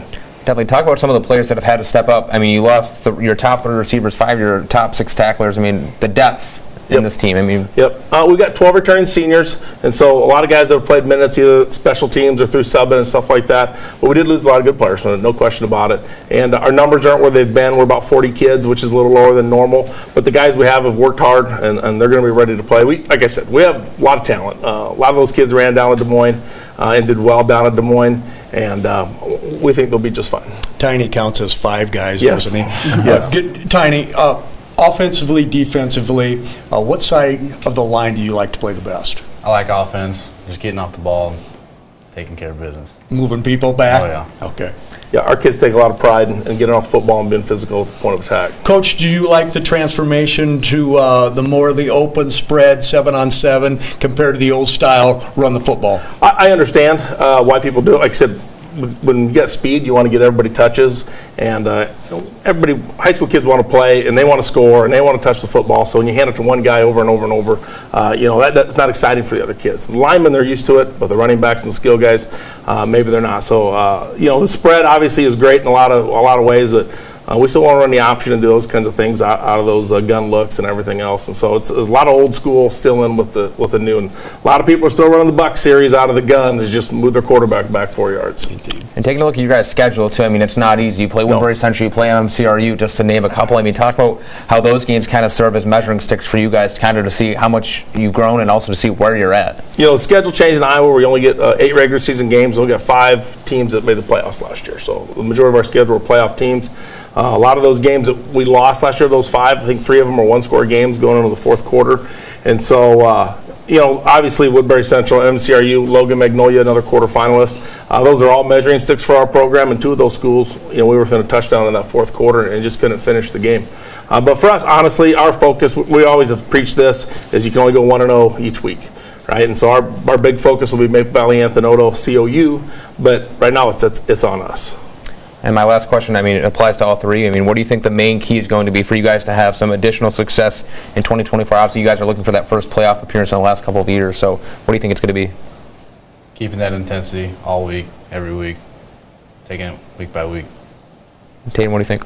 Just getting off the ball, really, playing hard every rep, play every rep like it's your last, just doing your best every play, and then bring it in practice every day, get better every day, and just good energy, good team morale overall. I think with the starters, you know what you got returning, but with those new guys, how are they going to handle adversity? Because things don't always go well. You're going to fumble, you're going to miss a tackle, or those kind of things. How are they going to respond? I think that'll tell us a long ways of how we're going to be this year. All right, guys. Thank you so much for stopping by, and best of luck the 2024 appreciate season. It. Hope to see you out this Friday night. Absolutely. Yep. Westwood with the Rebels starting off the 2024 campaign against MVA OCOU. I mean, you talk about that kind of schedule, too. You're playing 5 of those teams they played last season were postseason teams. Obviously, Woodbury Central, a game away from winning the state championship in Class A. But nonetheless, we're going to move on to the state of Nebraska, and a team we always like seeing stop by, the Cardinals of South Sioux City Coaching Company. DJ, Tony, thanks so much for stopping by. Thank you. All right, Coach, we're going to start off with you. Obviously, you guys had an electric year last year, plenty of offense, plenty of highlights from number 14 over there. I mean, talk about, how do you guys like to get better this season? Yeah, it's just, game by game, and we saw a lot of success last year. We also had some battles last year where you can't get too high, can't get too low, and, it's just about staying level-headed and taking it week by week, and we're looking forward to it. And you talk about taking it week by week. It was your first season over 500 since, I believe, 2012. I mean, talk about how much pride you guys have in that, even though it's a small stepping stone to where you want to be. Right. I mean, you just look at last season, and it was a lot of guys who put a lot of work in throughout the summer, throughout the winter, and it paid off. And we've kind of been able to build off of that going into this offseason and hopefully continue to improve. Coach, when you have a player like Tony, what do you do to keep him fresh throughout the season? Try to distribute the ball around? It's difficult to do just because, last year we really only played 15 guys on both sides of the football. You talk about offense, defense, and then you throw in some special teams with that too. It's something that we're trying to develop in terms of depth. And I think we've been able to do that over the past couple of years in terms of just being able to use more guys at more positions, whether it's offense, defense, and just being able to get our starters off the field a little bit more just so that they have time to recover and, you're not wearing them down by week 7, week 8, week 9. And we'd be remiss not to talk about DJ Helms. I mean, two-way guy, you play on the D-line, you play quarterback. I mean, how hungry are you guys to, get that first playoff appearance in a long time? We want the bag, it's our senior year, so we want to go out the bang, hopefully get to playoffs and do some damage, be the underdog, do something crazy. DJ, is it reassuring to have a player with the status of Tony in your back pocket, if you will? It helps a lot, just being able to rely on, if it's not, throw's not working, hand off to Tony and get it done. You bet. Tony, what do you do for an encore? Huge season last year. Of course, the emphasis will be to stay healthy. Yes, sir. What are your goals? Last year I had 19 touchdowns, so my goal is definitely to hit 20. That's probably a big milestone for me. And I broke a couple records this year too in the high school books at South Sioux, which was a great experience. So I'm kind of just focused on just winning football games. It's my last year and just kind of take it all in. A lot of kids don't get this opportunity to be in the position I'm in. So it's just really fun, and I'm glad that I'm blessed to be in the position I am. And I'm just excited to go out there and play one more time with my teammates and stuff. It'll be a lot of fun. And Tony, you talked about having a big football season. How about a big wrestling season too? I mean, you brought home some hardware. I mean, talk about how does wrestling training help? For football. Wrestling and football, I think translate to each other very well. They're both very competitive sports. They may not be, wrestling's more of an individual sport. You got nobody else to blame out there besides yourself. But I feel like they both correlate to making tackles, scoring points. Those are all both correlating to each other, and it's just kind of helps in the long run. You know what I'm saying? So I kind of just try and stay in shape for both of those sports and just be ready at all times. So. My next question for DJ, obviously you guys had a 4-0 start, went 1-4 to end the year. I mean, that schedule not easy. I mean, talk about what it's like playing those teams and how do those games kind of make you guys better? It makes us better, learning experiences, especially when we're younger, you just learn from, they get beat up sometimes, you just learn and get tougher for the next game. And Coach, I mean, talk about those games. You feel it's almost like a measuring, I know I've been asking that, almost like a measuring stick for you guys to see where you are compared to the Bellevue schools and Lincoln schools. Right, and we understand that our schedule gets pretty dang tough towards the end of the year, and our guys don't shy away from that kind of competition, or they don't go into the game scared to play. They want that opportunity. They want that chance to play the big dogs, and like you said, it's a measuring stick to see, okay, where really are we, and if we do what we're supposed to do, hopefully we can go out and compete with some of those teams this year. Coach, you opened up against at Sioux City North last year. That game was crazy. Different game plan this year? It seems like every time we match up with Sioux City North, it's a pretty dang good football game. There's been some fun ones the past several years, and we're looking forward to it. Now, you guys pride yourselves on running the ball. Talk about, especially DJ, you use a quarterback. How big is the passing game are you guys trying to get into this year? We'll try and open it up more, because we can't just hand the ball to Tony all the time, give him breaks sometimes, just, open up the passing game a lot, hopefully. My last question for all three of you guys. Obviously, you're hungry to go back to the playoffs. You continue to building the program. What's the key going to be for South Sioux City this year to have some more success in 2024? I think it's just a week-by-week process. You can't get too high, can't get too low. There's going to be success, there's going to be failure from week to week, day to day, practice to practice. And if we stay level-headed and we just go out and compete every single day at practice and every single Friday, Thursday night, I think we'll put ourselves in a good position. DJ? No, well, that's all right. What do you think the big key is going to be for the Cardinals to have some more success in 2024? I think just showing up, just everyone giving full effort and just being there and just locked in. I think as being a senior too, being a role model to those younger kids, I had a couple of those growing up, so that was kind of a big thing for me, is having those guys to look up to and being in that position now, I kind of just want to just help those younger kids develop because South Sioux is like home to me. So I kind of just want to see our program move in the right direction. So I feel like this year is going to be a big year for us too, like South Sioux. So I think we'll have a lot of fun. All right, guys, thank you so much for stopping by. Best of luck with the 2024 season. Appreciate it. All right, and Pat, I mean, talk about a whole lot of teams here. South Sioux City starting the season off against Sioux City North. I mean, a huge week one schedule. I mean, we talked about Elk Point Jefferson starting the 23rd. East High is playing that Thursday game, which I know you're a big fan of Thursday night football. We are here, too, at KCAU 9 News. But, I mean, kind of just taking a second to look at all the teams that came through. I mean, a lot of promising players, a lot of promising teams, and hopefully we have some more state champions. We talked about it at the opening of the segment of the show, the offensive talent returning this year. Exciting. Of course, Tony Palmer, the rest of these guys. It's going to be an exciting season. A lot of highlights on Sports Zone. Yeah, that's right. And not only Sports Zone and Metro Sports TV, we're glad to have you on our team, Pat. And it's been a great year. We're hoping to keep it going here. But obviously, you know, you had a lot of sponsors on your end. You want to kind of give them a shout out quick? Yeah, thanks a lot for all of our sponsors that helped us out with this first of a kind program, and very enjoyable, from Westwood, Big Ed's Lawn and Landscaping, Jessica Tadlock from Century 21 Realty, Remsen St. Mary's, always Golden Pheasant Steakhouse, Remsen Farmers Co-op, and Mrs. B's Convenience, and then all of our Sioux City sponsors, including Speedy Lube of Sioux City, Alex Imming and Christy Durant from Keller Williams, and Heartland Chiropractor, Woodbury Central, Countrywide Financial, and then to our exclusive sponsor who are just outstanding, Northwest Bank, where you get greater rates, faster savings at Northwest Bank.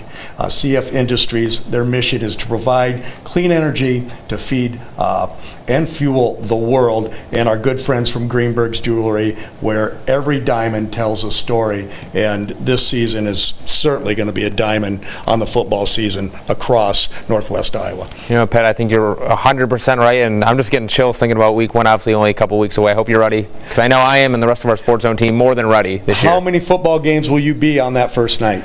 At least 2. I mean, I know we'll have a lot of guys behind the scenes that'll be at a couple more. So, I mean, I couldn't do without the team, though. So, big shout out to those guys. And we're looking forward to the 2024 campaign, I'm sure, just as much as you and the good folks over at Metro Sports TV. Indeed. And Metro Sports will have our schedule out this week. And we'll have 5 to 7 games on that first Friday night, going from here in Siouxland, Northwest Iowa, Sioux Falls, the Lakes area, and now Des Moines. Very nice, Pat, and we'll have that on our website as well as all the coverage from our first ever high school football media day. How about that? I feel like it went by really quick, and you know, time flies when you're having fun, Pat. A big shout out to your staff, outstanding. George and Andy and his crew, just outstanding here today. And hey, I think we pulled it off. I think we did too. All right, Pat, thanks so much. We'll have the rest of it and more coverage on our website. That is SiouxlandProud.com. From my good friend Pat, I'm Anthony Mitchell. We'll see you next time in the Zone.